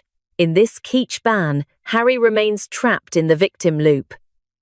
But by mid-2026, the industry's patience has run out. Hollywood is a business of novelty, and the Vickers revelations have turned the Sussex narrative from courageous truth-telling into institutional betrayal. As his exploitability fades and the royal secrets are exhausted, Harry becomes a relic of a failed pivot, a man who gave up a 1,000-year legacy for a 3-year contract that is no longer being renewed. Scenario B presents a more somber possibility: the Windsor exile. This is the scenario where Harry, facing total social and financial isolation in California, begs for a return to British soil. But the Vickers files suggest there is no red carpet waiting for him. This plan involves a small, sequestered house on the Windsor estate, far from the public eye, no titles, no royal duties, and no presence on the balcony. It is a life of quiet anonymity, living as a private citizen under the shadow of the institution he once tried to dismantle. It is the return of the prodigal son, but without the forgiveness. However, Scenario C is what palace insiders are calling the most realistic outcome: the total collapse of Archewell 2.0. Following the explosive allegations in the Vickers book regarding Harry's treatment of the dying Queen, the dossiers suggest a massive investment hemorrhage is already underway. High-level donors and corporate partners are quietly pulling out, unwilling to be associated with a brand that has been officially branded by the historical record as besotted and weak. In this scenario, Harry becomes the disowned heir, in every sense, not just emotionally, but commercially. The Sussex brand becomes a toxic asset. But even these scenarios pale in comparison to the most sensitive revelation found in the footnotes of the Vickers report. There is a mention of a document that the British establishment has gone to great lengths to keep hidden. It is being called the Balmoral Directive. According to the files, 48 hours before she passed, Queen Elizabeth II dictated a final, private letter to Prince William. This was not a letter of family sentiment. It was a strategic instruction. It contains a specific, ironclad directive on how the monarchy must handle Meghan Markle if Harry ever attempts a formal reconciliation with the Crown. The dossier suggests this letter contains a contingency of exclusion that could permanently bar Meghan from ever stepping foot on royal property again, regardless of Harry's status. That letter is not in the royal archives. It is currently held in a high-security, velvet-lined safe at Coutts Bank on the Strand, under a legal seal that was intended to last for 50 years. But the seal is cracking. The Vickers report has provided the first glimpse into the contents of that final command, and it is more devastating than anyone imagined. What did the Queen truly say in her final hours about the woman she believed destroyed her grandson's legacy? The truth about the Balmoral Directive and the final instruction will be declassified in our next deep dive. Which of the three scenarios do you believe is most likely to unfold in 2026? Let us know in the comments below. If you want to stay ahead of the curve as this royal breaking news continues to erupt, hit the like button and subscribe to the channel. The dossiers are opening, and the truth cannot be contained any longer. Stay tuned. Imagine paying well over $2,000 for a so-called luxury retreat where the main attraction is a group photo and a short fireside chat with Meghan Markle. $3,200. Right now, as you watch this on the morning of April 12th, 2026, that is the exact figure being debated in frantic whispers across the lobby of the Intercontinental Sydney Coogee Beach. This is a breaking investigation into the Her Best Life retreat, an event promised as a luxury spiritual awakening, but which has rapidly devolved into what insiders are calling a psychological and financial trap. While the morning sun hits the Sydney coastline, the reality for 300 women who flew in from across the globe is staggering. At exactly 1400 hours on April 10th, 2026, the grand illusion shattered, as Meghan, the Duchess of Sussex, was whisked through a private, high-security entrance to the sprawling Suite 501. Her paying guests were facing a very different fate. In room 204, and dozens like it, women who paid over $3,000 found themselves staring at two narrow twin beds. They weren't just sharing a room, they were expected to share a sleeping space with a complete stranger. If you find this contrast as disturbing as we do, hit that subscribe button right now. We are tracking the money trail and the legal documents in real time, and you need to be here when we release the bank records in our next update. Why would a global icon risk her remaining reputation on a high-priced sleepover? The motive is hidden in the fine print of her recent business failures. Our records indicate that the American Riviera Orchard jam line has seen a 60% drop in distributor interest, and the massive Netflix deal is reportedly teetering on a pay-for-performance clause that Meghan is desperate to trigger. This retreat isn't about sisterhood. It is a calculated PR stunt designed to generate a quick $3.2 million liquidity injection to keep the Montecito lifestyle afloat. The authority staircase behind this operation is a masterclass in predatory marketing. The event is officially operated by Gemma O'Neill Talent Management, a firm currently under intense scrutiny. Leaked accommodation contracts reveal a brutal how it works mechanism. Step 1. Use Meghan's name to trigger an emotional deposit of $1,000. Step 2. Force the attendee to sign a high-level non-disclosure agreement or NDA under the guise of protecting the Duchess's privacy. Step 3. That same NDA contains a hidden activation clause. The moment a guest checks in at the front desk, the $3,200 fee becomes 100% non-refundable. One guest from Melbourne described the moment she realized she had been caught in this trap. We have reconstructed her exchange with the hotel staff. She told the receptionist, "I paid for a luxury retreat. Why am I being told I have a roommate I don't know?" The receptionist, looking at a pre-approved script, replied, "The Duchess has curated these pairings based on soul energy compatibility. To sleep alone is to reject the communal healing of the event." When the guest demanded to speak to a manager about a refund, the staff member simply pointed to the digital signature on her iPad and said, "You agreed to the sisterhood terms 48 hours ago. The funds are already cleared. There are no exits."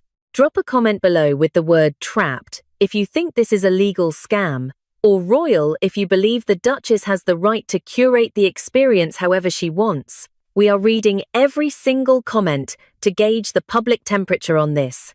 The timeline of this collapse is precise. At 10 a.m. on April 10th, the first group of attendees arrived to find the infinity pool blocked off by heavy wooden jianzhou and construction netting. By noon, the Ocean View Terrace was confirmed to be a biohazard zone due to sewage issues we will cover shortly. By 1400 hours, the shared bed crisis was trending on private Discord servers. The Duchess is currently sitting in the finest suite in the building, miles away from the twin beds and the strangers she has forced together. She is selling an aura of power to women who are paying 4 times the market rate for a room they have to share. This is the breaking point of the Sussex brand. This is the moment the best life became a documented nightmare. Stay tuned, because the smell coming from the beach is about to make this story much, much worse. Don't go anywhere. The financial audit of Gemma O'Neill is coming up next. To truly understand the psychological wreckage currently unfolding inside the Intercontinental Sydney, we have to look at the invisible architecture of the scarce bait loop. This is a sophisticated predatory marketing funnel designed to bypass logic and trigger a state of financial panic. While the public saw a glamorous invitation to join a duchess on a journey of empowerment, our investigation into the digital footprint of Gemma O'Neill Talent Management reveals a much more clinical operation. The mechanism began with the elite funnel. In February 2026, targeted advertisements began appearing for a very specific demographic: high net worth women seeking spiritual alignment. The copy was surgical, stating that this experience was exclusively for 300 selected applicants. This was step one, creating an artificial barrier. It wasn't about whether you could afford the ticket, it was about whether you were worthy of Meghan's presence. By March 15, 2026, the FOMO activation phase was triggered. Thousands of women who had simply clicked the Learn More button received a chillingly effective email. The subject line read, "Waitlist status, action required." The content informed them they were currently number 412 on the waitlist, even though our internal data tracking suggests that at that exact moment, over 50% of the 300 seats were still physically empty. One woman from San Francisco shared the transcript of the psychological pressure she faced just 48 hours later. On March 17th, she received a golden ticket notification. The email stated, "A seat has opened specifically for your energy profile. You have 48 hours to secure this alignment with a $1,000 non-refundable deposit, or your spot will be forfeited to the next seeker." This is the ultimatum phase. By creating a ticking clock, the organizers ensured that the applicants wouldn't have time to conduct basic due diligence. Had they looked at the Sydney municipal building permits, they would have seen that the Intercontinental was scheduled for major structural remediation throughout the month of April. But under the pressure of the 48-hour deadline, the victims weren't looking at building permits. They were looking for their credit cards. The most telling sign of the operation's desperation occurred on April 5th, exactly 7 days before the retreat's scheduled opening. A sudden surprise benefit email was blasted to the entire database. The narrative was expertly spun. The Duchess has sensed a need for deeper communal healing. For the next 24 hours, confirmed attendees may invite a bestie to join them at a special rate. In the world of luxury PR, this is a massive red flag. You do not offer +1 discounts for a supposedly sold-out, exclusive event 1 week before it starts. It was a clear indicator that the 300 seats had not been filled, and the organizer was facing a massive liquidity crisis. However, to the frantic waitlisted applicants, it looked like a rare gift of generosity. The consequence of this psychological blitz is what we are seeing today at the hotel. Because they were kept in a state of constant urgency, these women missed the quiet updates on the hotel's website. They missed the notice that the infinity pool was actually a hollowed-out construction zone covered in Jianjiao. They missed the report that the wellness spa would be closed for plumbing repairs. They paid $3,200 for a best life that exists only in a marketing deck, while the reality is a construction site sitting on the edge of a sewage crisis. But the marketing funnel is only the beginning. There is a much darker reason why the event organizer was so desperate for this cash injection, and it involves a $500,000 debt that was hidden from Meghan's team or perhaps ignored by them. The shadows behind the Her Best Life brand go much deeper than a few twin beds. Beyond the twin beds and the construction noise, there is a paper trail that leads directly into a financial black hole. On April 1st, 2026, while the world was distracted by the glitzy marketing for Her Best Life, a document was quietly filed with the Australian Securities and Investments Commission, or ASIC. It was a notice of voluntary liquidation for Gemma O'Neill's secondary talent agency. This isn't just a business closing its doors, it is a clinical legal maneuver to shield assets while leaving creditors in the dark. The authority staircase in this financial collapse is undeniable. We have reviewed the official records from the Australian Taxation Office, or ATO. They reveal that the woman chosen to curate Meghan Markle's Australian comeback is currently facing a debt of 520,000 Australian dollars in unpaid taxes. This isn't a minor accounting error. It is a massive, looming liability that triggers a specific legal mechanism. When a company enters voluntary liquidation, all remaining liquid cash is often swallowed by the primary creditors. Consider the how it works of this financial trap. Step 1. Launch a high-ticket event with a global celebrity to generate immediate cash flow. Step 2. Funnel those ticket deposits over $1 million in total into an account that is technically operating expenses. Step 3. Before the event even concludes, the company declares insolvency, making it legally impossible for disgruntled guests to claw back their $3,200 fees. The taxman gets his cut, the organizer avoids jail, and the attendees are left holding a non-refundable key to a shared room. But the most disturbing question remains. Why would the Duchess of Sussex, a woman who meticulously guards her brand, tether herself to a sinking ship? The answer was found in a series of encrypted communications traced back to 10 a.m. on February 24, 2026. Our investigation points to a secret brokerage call made from a private residence in Montecito. The caller, Marcus Anderson. In the world of high-stakes social climbing, Marcus Anderson is known as the fixer of Soho House, the man who reportedly orchestrated Meghan's first introduction to Prince Harry. According to a source close to the Australian production team, this entire retreat was born out of a debt of gratitude. The exchange went something like this. Marcus reached out to Gemma O'Neill, who was already drowning in the ATO investigation. He told her, "I have a solution for your debt, and a way for Meghan to re-establish her global presence. You provide the infrastructure, she provides the name." Meghan wasn't just a guest of honor.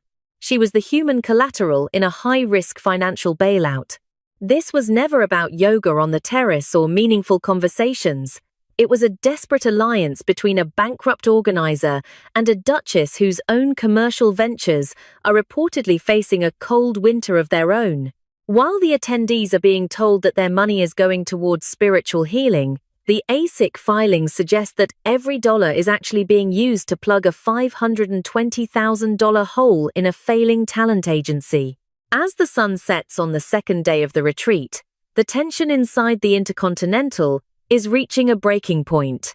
But while the money trail is shocking, it is the physical reality outside the hotel windows that is about to turn this financial scandal into a public health nightmare. There is a reason the local residents have a very specific, very unpleasant name for this beach, and Meghan is about to find out exactly what it smells like.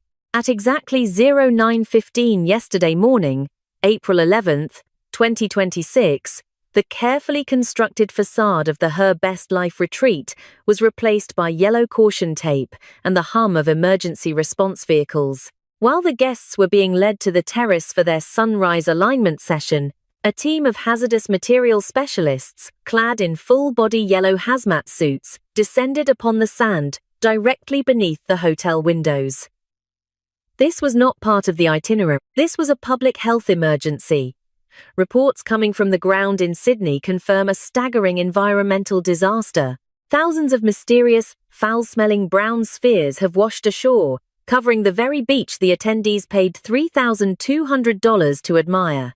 Local scientists have identified these as fatbergs, vile, compressed masses of cooking oil, soap scum, hair, and raw human excrement that have broken off from Sydney's aging sewer system. The historical irony is chilling. The name Coogee comes from an Aboriginal word meaning smelly place. For over a century, the locals have known the secrets of these currents. But the organizers of this retreat, in their rush to secure a 5-star backdrop for the Duchess, ignored the warnings. The visual contrast captured by onlookers is nothing short of surreal.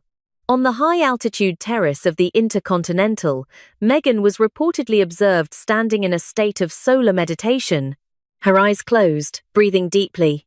Meanwhile, just 30 feet below, women who had drained their savings to be in her presence were peering over the railing in masks, watching workers shovel waste into biohazard containers. One witness shared the exchange between a panicked attendee and a retreat coordinator on the balcony. The guest pointed at the hazmat team and asked, "How can we focus on healing when the beach is literally covered in sewage?" The coordinator, without breaking her professional smile, replied, "The Duchess believes that true peace comes from within, regardless of the external environment. We are viewing this as a cleansing of the old world." The guest's response was recorded as, "I didn't pay $3,000 to cleanse the old world. I paid for a beach that doesn't require an EpiPen."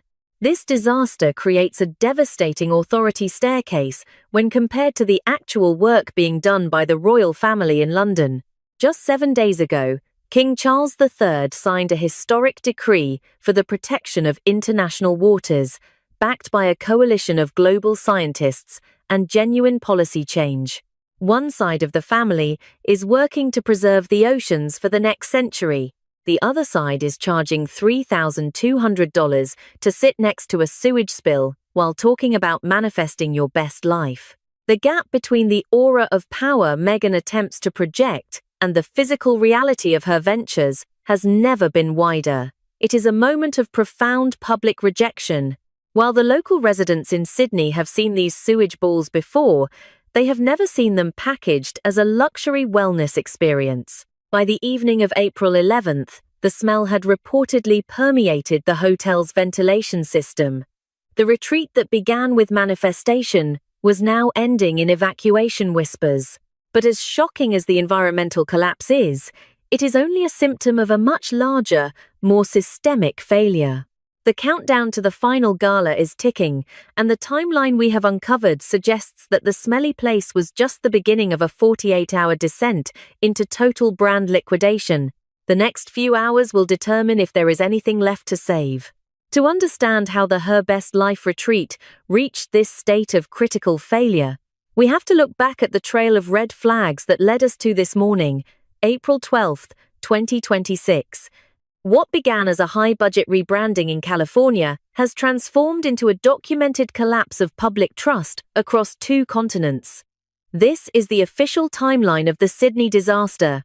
The momentum began on February 1, 2026, in Montecito. Meghan Markle officially launched the Her Best Life digital ecosystem. It was supposed to be the evolution of her lifestyle brand, a pivot away from physical goods and into high-ticket experiences. At that moment, market expectations were soaring. Projections suggested that a successful Australian launch could secure her a renewed 9-figure production deal. But the first blow to her credibility came just 2 weeks later.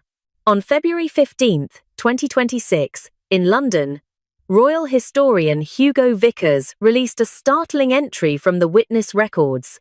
He revealed that the late Queen Elizabeth II had established a no-witness, no-meeting precedent specifically for her grandson Harry. The monarch reportedly refused to speak with him on the phone or in person unless a third party, usually a lady-in-waiting, was present to record the conversation. This revelation hit the news cycles just as Meghan was beginning her marketing blitz. It established a devastating legal and social precedent. The highest authority in the Commonwealth did not trust the Sussex narrative without a witness. By March 20, 2026, the internal structure of the Sydney retreat began to fracture. Jackie O. Henderson, a titan of Australian media and the primary credible partner in the project, abruptly announced her withdrawal.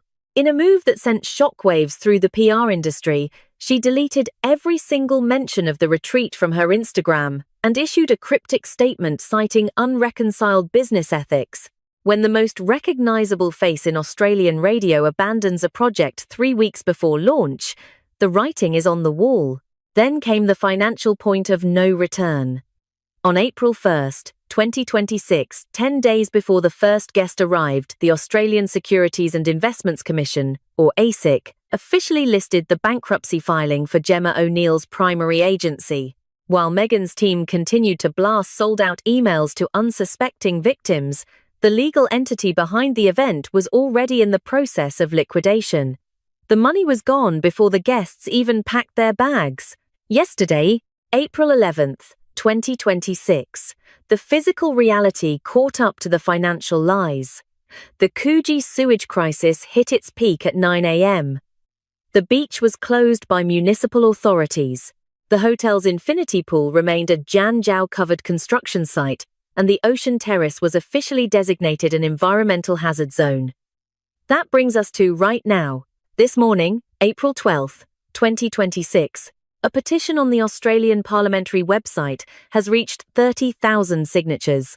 The demand is simple.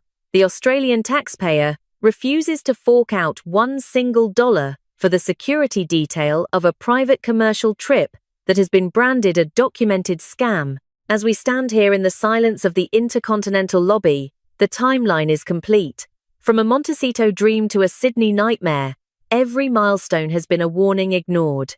The question now isn't what happened, but what happens tonight, because according to our sources, the final gala doors are still scheduled to open in 5 hours, and the scenario awaiting those women inside is something no amount of spiritual meditation can fix. The breaking point has arrived. As the morning sun rises over a barricaded Coogee beach on this April 12th, 2026, the clock is ticking toward the final act of this disaster. In exactly 5 days, on April 17th, the Grand Gala is scheduled to take place. The world is watching, not for a display of empowerment, but for a documented collapse. Our analysis, based on current financial liquidation records and real-time social sentiment, points to 3 distinct scenarios for how this story ends. The first is the rose-colored scenario, which we give a 10% probability. In this version, the sheer force of Meghan's celebrity mystique manages to overshadow the Janjiao and the smell of the beach. A core group of loyalists ignores the shared twin beds and the sewage-filled shoreline, choosing instead to believe the narrative of sisterhood through struggle. Meghan delivers a polished speech, the lights stay on, and the PR team manages to suppress the negative reviews for one final night. It is a win for blind loyalty, but a temporary one. The second path is the grey reality scenario, with a 30% probability. Here, the gala proceeds in a state of suffocating, awkward silence. The attendees, realizing they have been financially leveraged, refuse to cheer. The fireside chat feels like a scripted interrogation. The moment the Duchess departs for the airport in her private security convoy, the silence will break, replaced by a wave of civil lawsuits for breach of contract and deceptive marketing. This scenario ends in a decade of litigation that will quietly drain what is left of the Sussex commercial accounts. However, the Black Horizon scenario is the most realistic, carrying a 60% probability. We are looking at a fire festival for 2026. Right now, disgruntled influencers inside the hotel are reportedly coordinating a massive, synchronized livestream to bypass the NDA restrictions. On the night of April 17th, the world won't see a gala. They will see raw footage of unfinished rooms, construction dust on the dinner plates, and the hazmat team still working on the beach. The ultimate irony? Sources suggest the Netflix cameras already on site have pivoted. They are no longer filming a lifestyle documentary. They are filming the villain arc, a high-definition record of a star in freefall, capturing the exact moment the brand was liquidated by reality. But as we analyze these scenarios, one chilling question remains.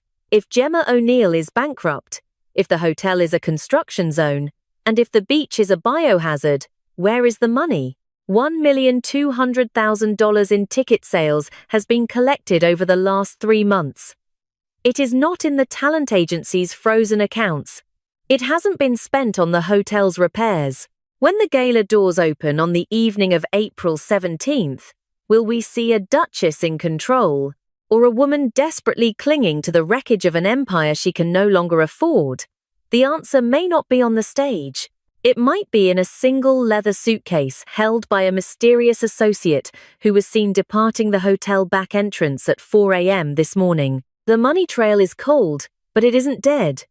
We are tracking a series of offshore transfers that were triggered the moment the first hazmat suit hit the beach. If you want to be the first to see the financial audit we are releasing in the next 6 hours, you must hit the subscribe button and click the bell icon right now. This is a developing investigation, and every minute counts. Drop a comment below with your prediction. Who is currently holding the $1.2 million?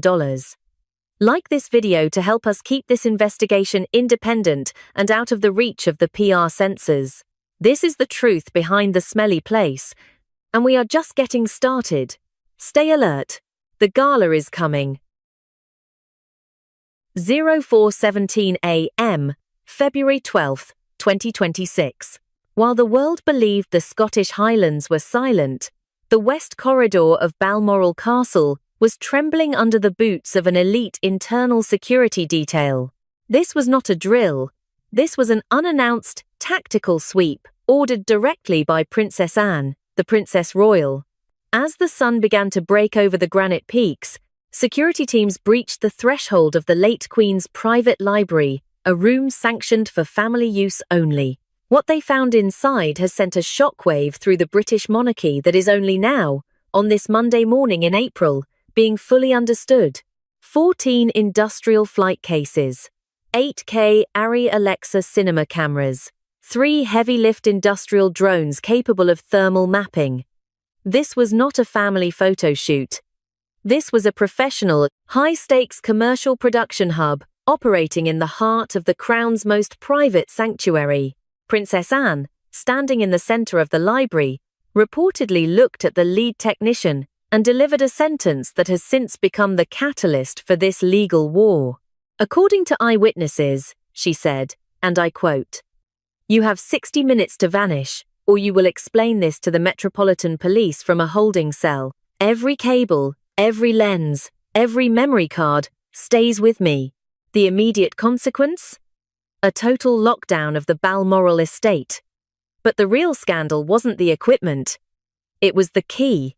Found sitting on the mahogany desk of King Charles III later that morning was a level 4 security pass. The name on the digital chip did not belong to a royal official. It belonged to the personal assistant of Tom Parker Bowles, the son of Queen Camilla. Think about the implications. At a time when the king's health and the stability of the monarchy are under global scrutiny, the inner sanctum was allegedly sold out from the inside. This was not a mistake. This was a calculated breach of the sovereign's trust. If you find this level of entitlement within the palace walls disturbing, you are not alone. Hit the like button right now to show your support for Princess Anne's fight for transparency. Subscribe and turn on all notifications, because what we are revealing in this investigative series is information you will not find on the evening news. We are tracking the money trail that leads directly to the Queen's own circle. Let us break down the mechanism of this scheme. It is being identified in legal circles as Project the Royal Table. This was never about a cookbook or a simple food documentary. This was a pre-sold, exclusive series pitched to a global streaming giant for a staggering £15 million. The mechanism worked in 3 specific, high-risk steps. Step 1. Tom Parker Bowles allegedly utilized his mother's official royal letterhead to bypass the standard Crown Estate screening process. Step 2. He positioned himself as the de facto guardian of Balmoral's culinary history, promising access to private cellars and dining halls that have been off-limits to the public for over a century. Step 3. He secured massive upfront payments, hundreds of thousands of pounds, based on the fraudulent claim that he had the king's personal blessing. The immediate trigger for this legal explosion: the discovery of forged authorization documents. Princess Anne's legal team has reportedly secured evidence that the signatures of palace officials were digitally manipulated to authorize the entry of the film crews. When King Charles was confronted with the security pass found on his desk, his reaction was one of paralyzed disbelief. Reports from inside the palace suggest a frantic confrontation between the king and Queen Camilla. The Queen reportedly argued, and I quote, "Tom was simply trying to modernize the family's image." It is a misunderstanding of authority, not a crime.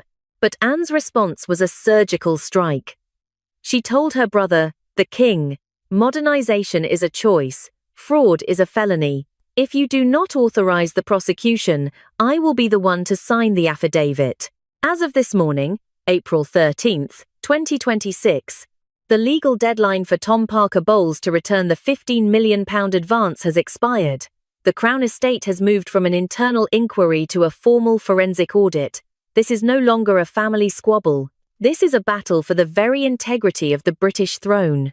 Who truly holds the power in the palace? The sister who protects the legacy, or the son who sells it? Share your thoughts in the comments.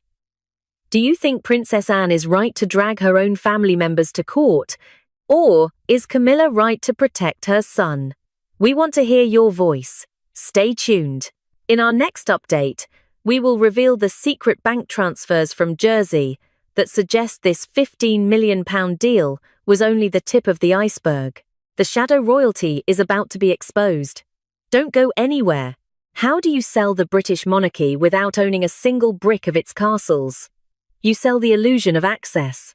While the world watched the public ceremonies of 2025, a parallel shadow operation was allegedly being run from the private suites of Windsor. This was the backdoor mechanism, a sophisticated three-step process designed to monetize the crown while bypassing every ethical safeguard in the palace. The first phase of the activation was the royal hook. According to internal communication logs, Tom Parker Bowles began utilizing gold-embossed business cards featuring the royal crest, an emblem he had no constitutional right to use for personal commerce. He didn't just stop at stationery. He reportedly gained access to a restricted Buckingham Palace email subdomain, sending private inquiries to global food conglomerates. To a CEO in New York or Tokyo, an email from a palace-affiliated address isn't just a message, it is a summons. It bypassed the standard Crown Estate screening process entirely, creating a direct, unmonitored line between corporate wealth and royal prestige. But the illusion required physical proof. This leads us to step 2, the Windsor tastings. Between October 2025 and January 2026, while King Charles was reportedly away for scheduled rest and medical recovery, Tom allegedly organized high-level culinary heritage sessions. These weren't held in public areas. They took place in the exclusive North Terrace VIP lounges spaces reserved for heads of state. One former household staff member, speaking under condition of anonymity, described the scene. The guests arrived in blacked-out SUVs. They were treated to rare vintages from the royal cellars and test recipes that Tom claimed were the private favourites of the late Queen. He wasn't just hosting a dinner, he was selling the feeling of being an insider. He made them feel like they were part of the family's future business strategy. The final step was the Memorandum of Deception. Once the corporate targets were hooked by the Windsor atmosphere, Tom allegedly presented them with Memorandums of Understanding, or MOUs. These documents promised exclusive, perpetual rights to specific royal recipes and the use of heritage castles as backdrops for global marketing campaigns. These were the keys to the kingdom.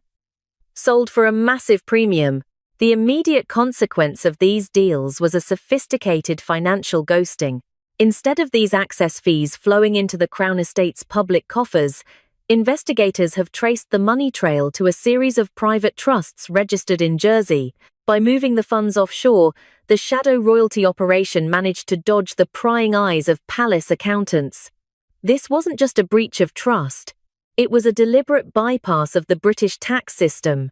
The authority behind these allegations is no longer just palace gossip. A leaked report from the Public Accounts Committee, or PAC, has identified a staggering six-figure discrepancy in the entertainment and hospitality logs of the royal residences over the last 18 months. Furthermore, the HMRC Britain's tax authority has reportedly opened a Category 1 file on these unusual income streams. We are looking at a pattern of systematic exploitation. Princess Anne's legal team is now focusing on one terrifying question. How many of these MOUs are still out there? If these global corporations decide to sue for breach of contract because Tom cannot deliver the access he promised, the British taxpayer could be on the hook for millions in damages. But the paper trail doesn't end in Jersey. There is a deeper layer to this cover-up, one that involves a series of late-night phone calls between the Queen's private secretary and the heads of the very companies Tom was courting.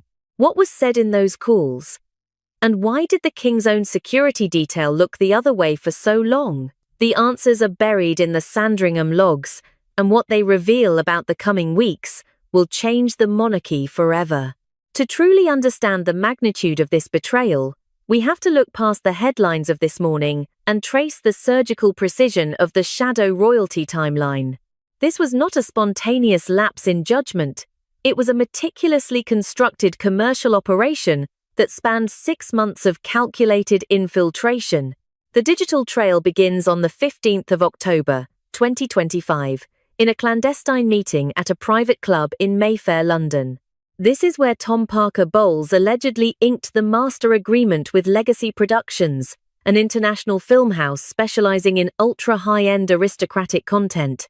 Witnesses describe a heavy atmosphere of secrecy, with Tom reportedly signing non-disclosure agreements that specifically prohibited the production company from contacting the official palace press office. He was creating a direct, off-the-books pipeline from the palace to the global streaming market. Fast forward to the 20th of December, 2025. While the world focused on the royal family's traditional Christmas walk at Sandringham, a much more suspicious activity was happening behind the scenes. Multiple estate workers reported seeing unmarked, heavy-duty production trucks maneuvering in and out of the private stable blocks under the cover of the early winter twilight. When questioned by junior security, the crews claimed they were there for routine maintenance of the King's private archives. In reality, they were allegedly scout filming the estate's interior, capturing the intimate, festive settings that the public is never permitted to see. By mid-January 2026, the first internal red flag was raised. On the 15th of January, a high-level internal memorandum was circulated within Buckingham Palace. It was titled Critical Heritage Image Leakage and warned that unauthorized high-definition footage of royal interiors was appearing in private investor pitch decks in Hollywood. This was the smoking gun. However, this memo was reportedly intercepted and suppressed by a senior official within the Queen's household, allowing the operation to continue undetected for another 4 weeks. The arrogance of the scheme reached its peak on the 12th of February at Balmoral.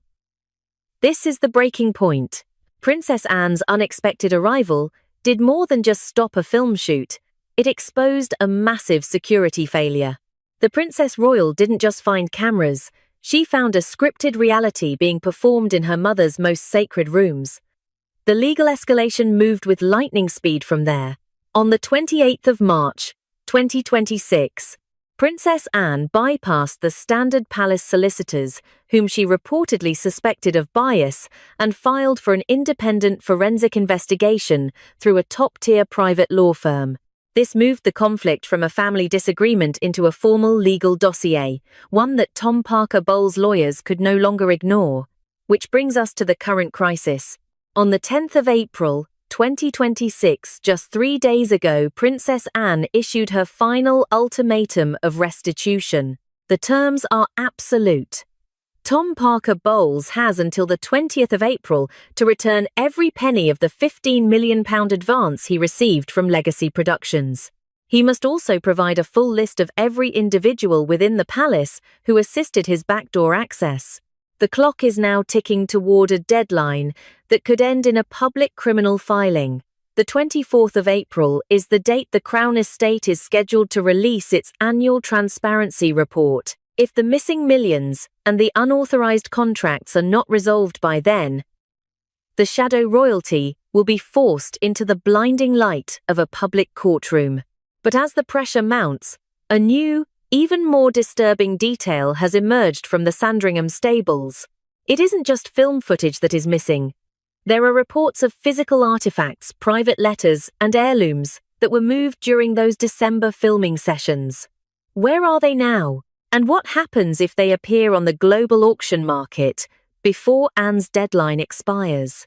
The walls of the Yellow Drawing Room at Buckingham Palace have witnessed centuries of diplomatic strategy.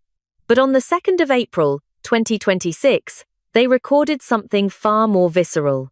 This was the moment the Cold War between Princess Anne and Queen Camilla reportedly turned into a scorched earth legal battle.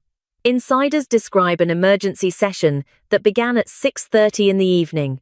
Princess Anne, armed with a 300-page dossier, allegedly presented a terrifying ultimatum to the King and Queen. The core of the accusation, a desperate attempt by Queen Camilla to utilize the privy purse, the King's private income, to quietly liquidate Tom Parker Bowles' mounting legal debts. This was the bailout of silence. According to high-level administrative sources, Camilla allegedly attempted to authorize a multi-million-pound transfer to Legacy Productions under the guise of estate maintenance fees. The goal was simple: pay off the production company, retrieve the unauthorized footage, and bury the paper trail before the public audit on the 20th of April. But Anne's intelligence network within the palace was faster. She reportedly blocked the transfer, telling the Queen in a confrontation that was heard through the heavy oak doors, and I quote, "You are not just shielding a son, you are cannibalizing the King's private treasury to reward a fraudster. This stops now, or the Privy Council will hear of it before the sun rises." The escalation didn't stop at financial blocks. Anne's legal team has now released a nuclear asset, leaked audio logs from the Balmoral security detail recorded on the night of the breach. In the recording, a senior voice from the Queen's household can be heard explicitly ordering the guards to stand down and ignore any unusual vehicle movement near the West Wing. This proves that the backdoor access wasn't just Tom's ambition, it was a coordinated internal failure.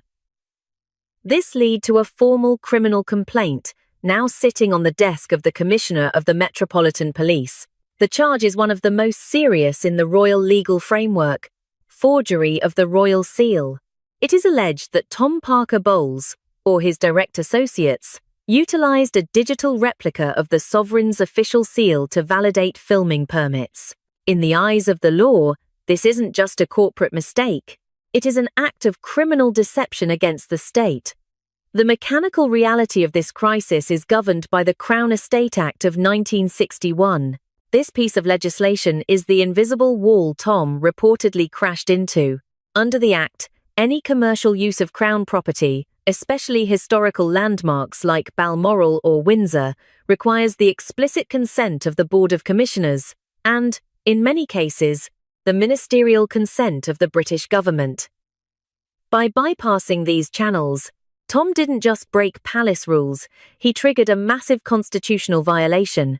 If the Met Police proceed with the forgery charges, the shadow royalty operation moves from a family scandal to a full-blown criminal prosecution. As we sit here on the morning of April 13th, the tension is suffocating. The King is caught in a legal pincer movement. To protect his wife, he must obstruct his sister. To protect the crown, he must allow his stepson to face a potential prison sentence. But the most chilling detail remains. A secondary set of logs from the Royal Mews indicates that 3 private couriers left the palace shortly after the Yellow Drawing Room meeting adjourned. They were headed for an undisclosed location in the Swiss Alps.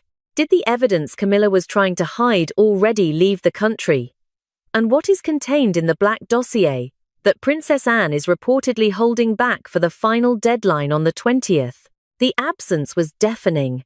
During the recent Commonwealth Games anniversary, a seat that was meticulously labelled for the Queen's immediate family remained empty for 48 hours. Tom Parker Bowles was a ghost. This public disappearance was the first visible crack in the palace's united front, and it has triggered 3 distinct, high-stakes endgame scenarios that are now being debated within the Privy Council. The first, and most catastrophic, is the global scandal scenario. In this version of events, the Metropolitan Police Commissioner refuses to yield to palace pressure. By the 20th of April, an official indictment for aggravated fraud and forgery is unsealed. Tom Parker Bowles is taken into custody for questioning regarding the £15 million shadow royalty contracts. The fallout would be terminal for Queen Camilla's public standing. Sources suggest that under this scenario, the Queen would be forced into a permanent retreat, effectively a resignation from all public duties to prevent the scandal from staining the King's final legacy. The monarchy would face its greatest constitutional crisis since 1936. The second path is the pardon of exile. This is the middle ground compromise currently being whispered about in the halls of Westminster. In this scenario, King Charles utilizes a rare and controversial application of the royal prerogative of mercy. He signs a private pardon, shielding his stepson from criminal prosecution. In exchange, Tom Parker Bowles is forced into an immediate, permanent administrative exile to the United States. He would be required to return every penny of the £15 million advance and dissolve all offshore trusts in Jersey. While this saves Tom from a prison cell, the damage to King Charles's reputation would be irreversible. He would be seen as a monarch who placed family loyalty above the rule of law, shattering the people's king image he has worked decades to build. However, the most realistic scenario is what insiders are calling the rise of the Iron Princess. According to senior administrative analysts, Princess Anne has already drafted the Deed of Permanent Exclusion. This is a binding legal surrender. Under these terms, Tom Parker Bowles would sign a perpetual waiver, renouncing any future access to royal properties, any use of royal titles, and any proximity to the Crown's commercial interests. In return, Princess Anne would agree to move the criminal forgery charges into an internal civil resolution. The £15 million would be repaid through a structured liquidation of Tom's private assets, and the Legacy Productions footage would be seized and destroyed by royal security. The reason this third scenario is the most likely? The health of the king. The Palace Medical Detail has reportedly issued a stability advisory. They have warned that a public, televised criminal trial involving the Queen's son would create a level of stress that King Charles III simply cannot withstand in his current state. Princess Anne knows this. She is not just acting as a prosecutor, she is acting as a surgeon, cutting out the shadow royalty to save the sovereign. As of this morning, April 13th, 2026, the Deed of Permanent Exclusion is reportedly sitting on a desk in the King's private study, awaiting a single signature. But there is a final, chilling complication. A high-resolution digital kill switch has been detected on the servers of Legacy Productions. If Tom signs away his rights, does an automated program release the Balmoral footage to the dark web anyway? The shadow royalty may have a final, digital insurance policy that even Princess Anne cannot intercept. The next 7 days will determine if the British monarchy survives the 20th of April with its dignity or its secrets intact. The silence of the Scottish Highlands has been officially shattered. At 9:15 this morning, April 13th, 2026, a nondescript courier arrived at the high-security reception of the Times newspaper in London. The package contained no letter, no return address, and no demands. Inside was a single, military-grade encrypted USB drive. Initial forensic sweeps by the newspaper's digital security team have revealed a data cache that is being described as the privacy siege of the century. We are talking about 200 hours of raw, unedited, high-definition footage captured deep within the private quarters of Balmoral. This is not the royal table culinary documentary Tom Parker Bowles allegedly pitched to streaming giants. This is something far more invasive. The logs reveal footage from inside the late Queen Elizabeth II's private bedroom. A room that has remained a sacrosanct sanctuary, untouched and unseen by the public since her passing. The cameras, positioned with professional precision, captured intimate details of the sovereign's most personal environment. This is no longer a food scandal. It is the ultimate violation of the Crown's private dignity. This discovery changes the entire shadow royalty investigation. It forces us to ask a terrifying question. Was Tom Parker Bowles really the architect of this operation, Or was he merely a high-profile distraction? Think about the mechanism. If Tom was simply trying to sell a cooking show, why would he need 200 hours of surveillance-style footage from the late Queen's private chambers? The legal analysts at the Crown Estate are now investigating a much darker possibility. Internal blackmail. Is it possible that a hidden architect, a ghost within the palace walls, has been using Tom Parker Bowles to gather leverage against the Queen Consort herself? If this footage exists, it is a loaded weapon. If leaked to the dark web, it represents a constitutional ransom. Who is truly holding the original files? Is it Tom, desperate to pay off his £15 million debt to Legacy Productions? Or is there a third party, a phantom controller who is now extorting Queen Camilla, using her son's greed as a doorway into the monarchy's deepest secrets? This is why Princess Anne's iron fist approach has been so relentless. She isn't just fighting to recover £15 million, she is fighting to stop a global leak that would permanently desecrate her mother's memory. As of this afternoon, the Metropolitan Police's Cyber Crime Unit has joined the investigation at the Times offices. The palace has issued a D-notice, a formal request for media blackout, but the digital genie is already out of the bottle. We are now 7 days away from the April 20th deadline. Princess Anne's ultimatum to Tom Parker Bowles is no longer just about restitution, it is about a master key. If Tom does not surrender the source code for the Balmoral footage by midnight on the 20th, the Princess Royal has reportedly authorized the full release of the Jersey documents, the offshore financial records that could implicate the highest levels of the Queen's household. The clock is ticking, the world is watching, and the shadow royalty is running out of places to hide. Before we continue tracking the final countdown to the 20th, we need your help to keep this investigation transparent. Like this video, if you believe the royal family deserves privacy in their own homes. Subscribe and hit that bell icon immediately. We are expecting a massive document dump from the Jersey auditors within the next 24 hours, and you will want to be the first to see the unedited truth. Do you think Tom is acting alone, or is he being used as a pawn in a much larger game? Leave your theories in the comments below. We are reading every single one as we prepare our next update. The blackboard of Balmoral is being erased, but the digital footprint remains. The countdown to April 20th is on. Stay focused, stay informed. Do not look away. At exactly 10:45 this morning, the internal servers of the Records Tower at Windsor Castle completed an upload that has effectively ended 7 years of royal strategic silence. This is not another scripted documentary or a carefully edited memoir. This is the leak of Behavioural Record 1844, a classified dossier from the Lord Chamberlain's office that was never meant for public consumption. While you were sleeping, the digital wall surrounding the British monarchy did not just crack, it vanished. Forget everything you saw on Netflix. Forget the emotional interviews and the high-gloss California photo shoots. What we are looking at is the official, cold and calculated heartbeat of the institution. At the centre of this storm is Sophie, the Duchess of Edinburgh. For years, she was the quiet observer, the woman the late Queen Elizabeth trusted above all others. But today, Sophie is no longer watching from the wings. Sources confirm she has been authorised by King Charles III himself to execute a truth-telling protocol that has been decades in the making. Before we dive into the chilling details of this dossier, take 1 second to hit that subscribe button and turn on your notifications.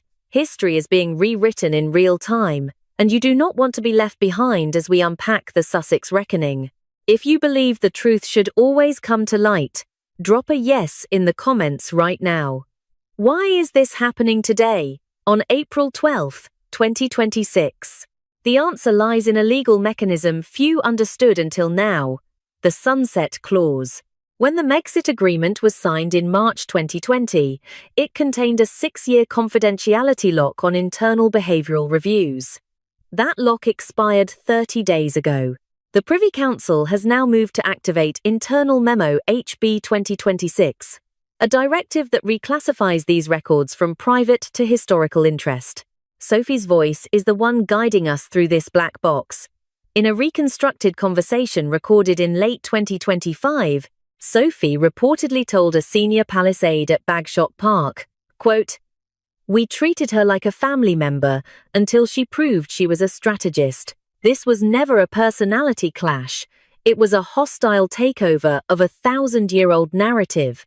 According to the leaked file, the Royal Foundation Forum in early 2018 was the first documented red zone. While the public saw the Fab Four smiling, the Lord Chamberlain's staff was logging a different reality.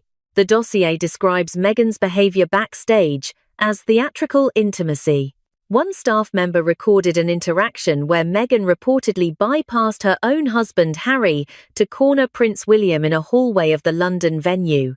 The report states, quote, "The Duchess of Sussex attempted to initiate a private, unscheduled briefing with the Duke of Cambridge regarding his personal schedule, citing her need to align their visions. When Prince William politely redirected her to his private secretary, the atmosphere shifted from professional to combative. This wasn't an American outsider struggling with British etiquette. This was, as the dossier describes it, a positioning play." Sophie recalls telling Prince Edward after the event, quote, "She isn't looking at the role she was given. She is looking at the throne next to her. She wants to be the other woman in the Wales narrative, the one who breaks the reserve." The authority of this document is indisputable. It is backed by the Metropolitan Police's Royalty Protection Unit and validated by the Privy Council's legal team. We are seeing a How It Works manual of palace defense. Step 1. Observe the boundary breach. Step 2. Log the interaction in the 1844 file. Step 3. Wait for the sunset clause to trigger. The palace didn't lose the war, they simply waited for the legal clock to run out. As we analyze the timestamps from the records tower, a pattern emerges. Every time Meghan claimed she was being silenced by the institution was actually recording her attempts to rewrite its hierarchy. This morning's leak is the first stage of what insiders are calling the final audit. If you are shocked by these initial revelations from the 1844 file, make sure to like this video. It helps us stay ahead of the algorithms that are trying to suppress this breaking news. We are just scratching the surface of what Sophie has revealed about the William obsession and the secret HR files that were suppressed in 2021. Stay with us. In the next few minutes, we will reveal the specific garden party incident that occurred just 72 hours after the royal wedding. An event so disturbing, it forced Prince William to change his personal security protocols. The door is closed, the kingdom is speaking, and the truth is finally out. The evidence within the Lord Chamberlain's dossier becomes even more unsettling as we move into what security analysts have termed the proximity play. According to the leaked logs from the Green Room at Sandringham in December 2017, security personnel recorded 4 distinct instances where the Duchess of Sussex deliberately separated Prince Harry from the group to seek out a private dialogue with Prince William. These were not casual family interactions. The security report notes, quote, "The subject consistently maneuvered into the immediate personal space of the Duke of Cambridge, often bypassing established protocol barriers in areas restricted to senior heirs only. Sophie, the Duchess of Edinburgh, reportedly observed these maneuvers with growing alarm. In a testimony included in the leaked files, she recalls telling her husband, Prince Edward, quote, "She isn't looking for Harry's approval in these rooms. She is looking for William's attention. It's as if she's trying to audition for a role that has already been cast." But the most chilling revelation involves the Buckingham Palace garden party in May 2018, occurring just 72 hours after the royal wedding. While the public saw a radiant new bride, the high-definition security cameras at the palace captured something far more calculated. The dossier reveals that Meghan allegedly made a specific choice in her sensory presentation that day. She wore Penhaligon's Bluebell perfume, the exact signature scent of the late Princess Diana. Experts cited in the behavioral record, 1844 dossier, describe this as stage 1 of the mirroring game. Psychological imprinting. By utilizing a sense so deeply tied to Prince William's childhood trauma and his memory of his mother, the report suggests an attempt to bypass his conscious defenses and trigger an subconscious emotional bond.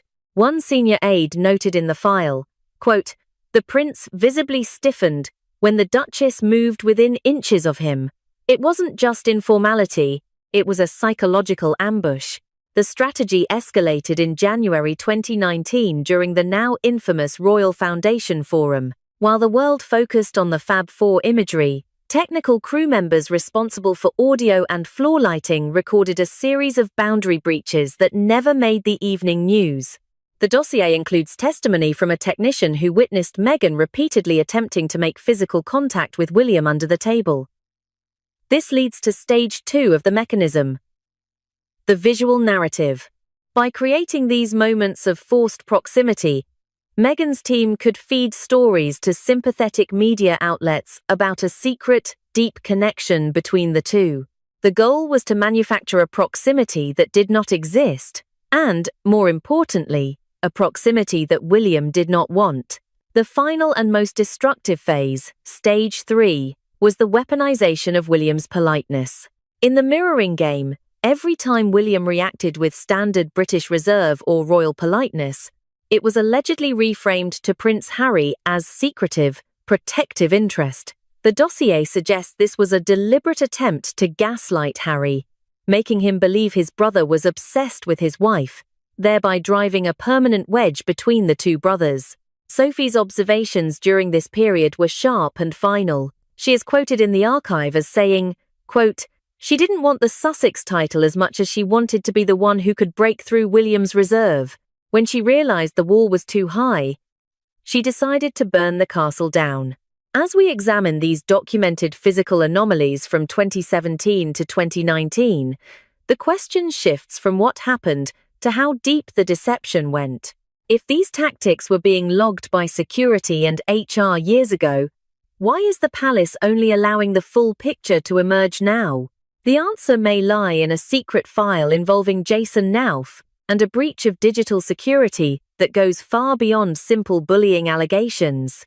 For years, the global narrative has leaned on a single, convenient excuse to explain the chaos following the arrival of the Duchess of Sussex, the cultural clash.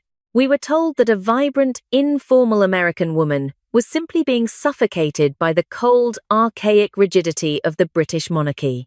But the leaked behavioral record, 1844, suggests that this narrative was not just a misunderstanding, it was a deliberate cultural betrayal. When the world looks at the events of the last 7 years and concludes, "That is just how Americans behave," we know it is a profound lie. The American spirit that the world admires is found in the quiet dignity of the soldiers at Arlington, the relentless precision of the scientists at NASA, and the grit of the entrepreneurs who build empires from garages. That spirit is defined by a deep respect for tradition, a fierce work ethic, and a disciplined sense of self-reliance. What the leaked dossier describes as the Sussex maneuvers was never a reflection of the American dream. It was a theatrical distortion of it.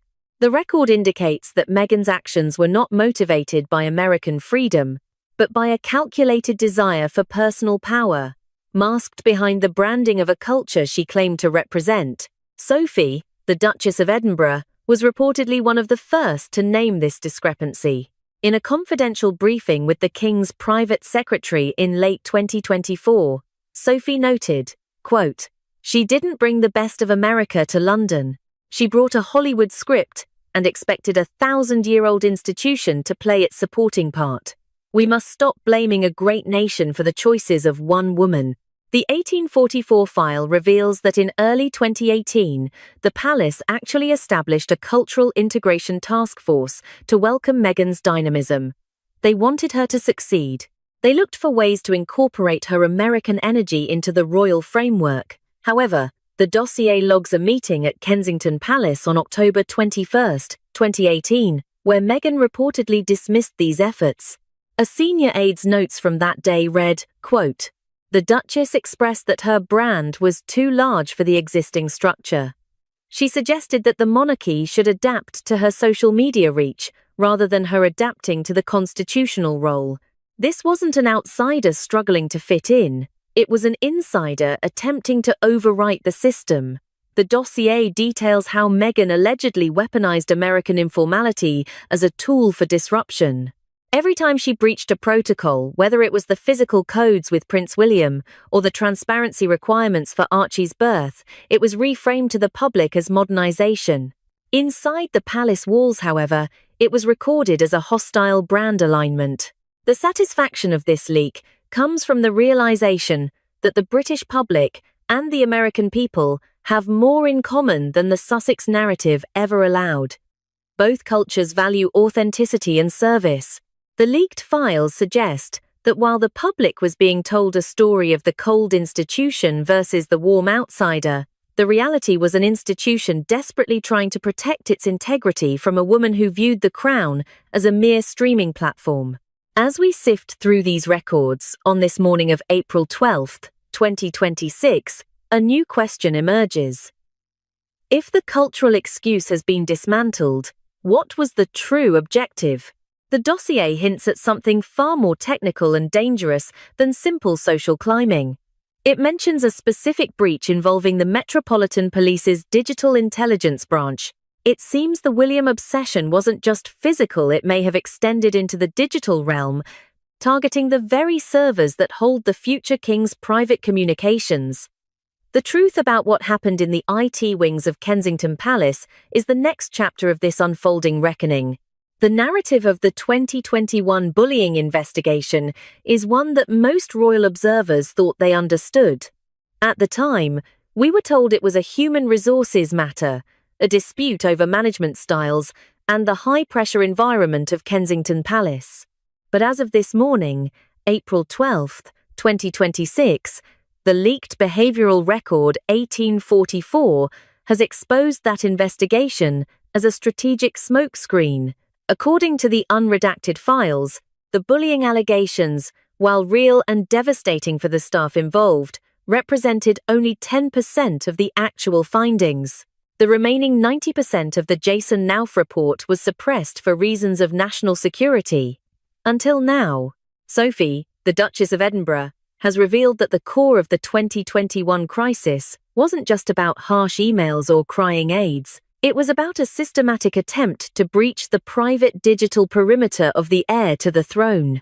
The Digital Intelligence Branch of the Metropolitan Police has now validated a series of forensic logs that were previously classified. These logs point to a sophisticated effort to gain unauthorized access to Prince William's personal email accounts and his private calendar. The data provided in the leak is chillingly specific. On January 10, 2020, at precisely 3 o'clock in the morning, the internal security servers at Kensington Palace flagged a high-priority administrative bypass attempt. Forensic investigators traced the source of this digital intrusion to a specific IP address located in a luxury villa in North Saanich, Vancouver, the exact residence where the Duchess of Sussex was staying during the initial Megxit transition. This was not a glitch. It was a targeted digital extraction. The Metropolitan Police report indicates that the breach was attempted using administrative credentials that had been cultivated from former IT staff members who had worked closely with the Sussex household. Sophie's testimony in the dossier clarifies the gravity of this discovery. She is quoted as saying, quote, "The bullying investigation was the only thing the lawyers felt they could mention without compromising the security of the Crown. But the reality was far more sinister. We discovered a guest in our home was trying to pick the locks on the future king's private thoughts. According to the mechanism of the How It Works section of the dossier, the objective was leverage acquisition. By accessing William's private communications, the goal was allegedly to find material that could be used to force the palace's hand during the Megxit negotiations, specifically regarding security funding and the Royal Sussex global trademark. When the IT breach was detected and blocked by the Metropolitan Police, the narrative of victimhood and racism was reportedly accelerated as a defensive countermeasure. Jason Nauf's original, unredacted report apparently detailed how staff members who refused to assist in these data-gathering efforts were the ones who faced the most severe bullying and intimidation. They weren't just being managed poorly, they were being pressured to betray the institution. As the sun rises over London today, the implications of this digital betrayal are reverberating through the Home Office. This wasn't a family feud. It was a security breach at the highest level of the state. If the Duchess was willing to deploy digital surveillance against her own brother-in-law while still a working royal, the question for the King and the Prince of Wales is no longer about reconciliation. It is about containment. But as the 1844 file moves into the present day, it reveals that the palace's response has transitioned from defense to a final, sovereign offensive. A specific red folder was delivered to California just 48 hours ago, and its contents suggest that the time for quiet diplomacy has officially ended. The final audit has moved from the HR department to the King's private study, and the deadline for a response is ticking down to 0. The historical revelations of the 1844 dossier have brought us to this precise moment. As of today, April 12, 2026, we are no longer looking at past grievances. We are witnessing the activation of a live sovereign offensive. While the world watched King Charles III lead the royal family into St. George's Chapel for the Easter service last week, a far more significant event was unfolding behind the scenes. According to sources within the Diplomatic Protection Group, a physical red folder, the color reserved for the most urgent sovereign directives, was delivered via private courier to the Sussex residence in Montecito. This document, leaked under the title Palace Plan B, is the King's final response to a secret commercial maneuver that the palace has been tracking for 18 months.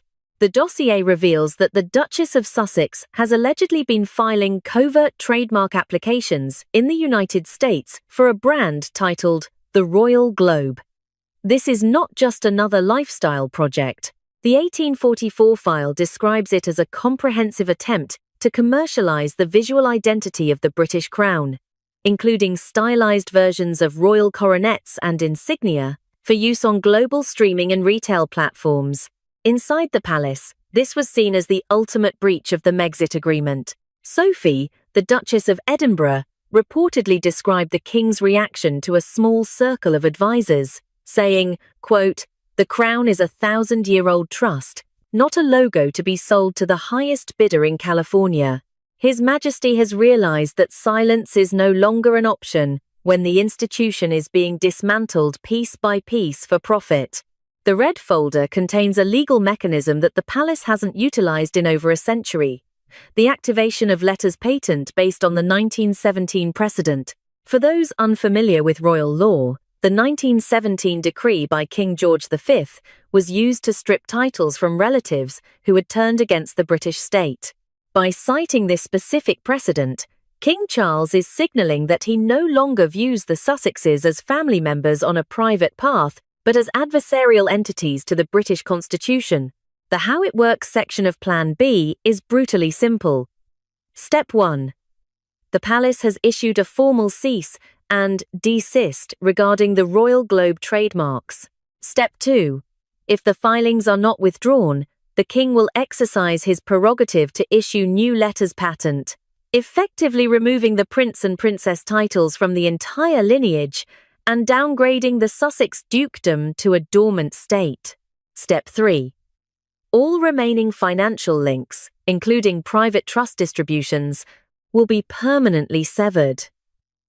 The dossier indicates that the King has set a definitive deadline: 2,400 hours on April 30th, 2026. This is the countdown the world is now watching. The red folder wasn't a suggestion, it was an ultimatum. Sophie's role in this has been to act as the final witness.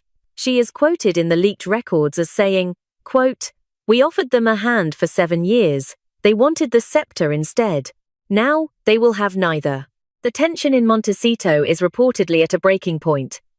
Legal analysts note that if the Duchess moves forward with the Royal Globe launch, she will be doing so as a private citizen with no royal standing whatsoever. But as we move into the final hours of this investigation, a new variable has emerged. Reports are surfacing of a late-night encrypted transmission between the Duke of Sussex and the Prince of Wales's private office. It seems the final audit has triggered a panic that even the best Hollywood PR team cannot manage. The question is no longer about the titles, it's about who will be standing when the clock strikes midnight on the 30th. As the clock ticks toward the April 30th deadline set by King Charles III, the global intelligence community and royal observers are no longer asking if the Sussexes will react, but how. The leaked behavioral record 1844 includes a high-level risk assessment, a scenario tree developed by the palace's strategic advisors to predict the final moves in this generational chess match.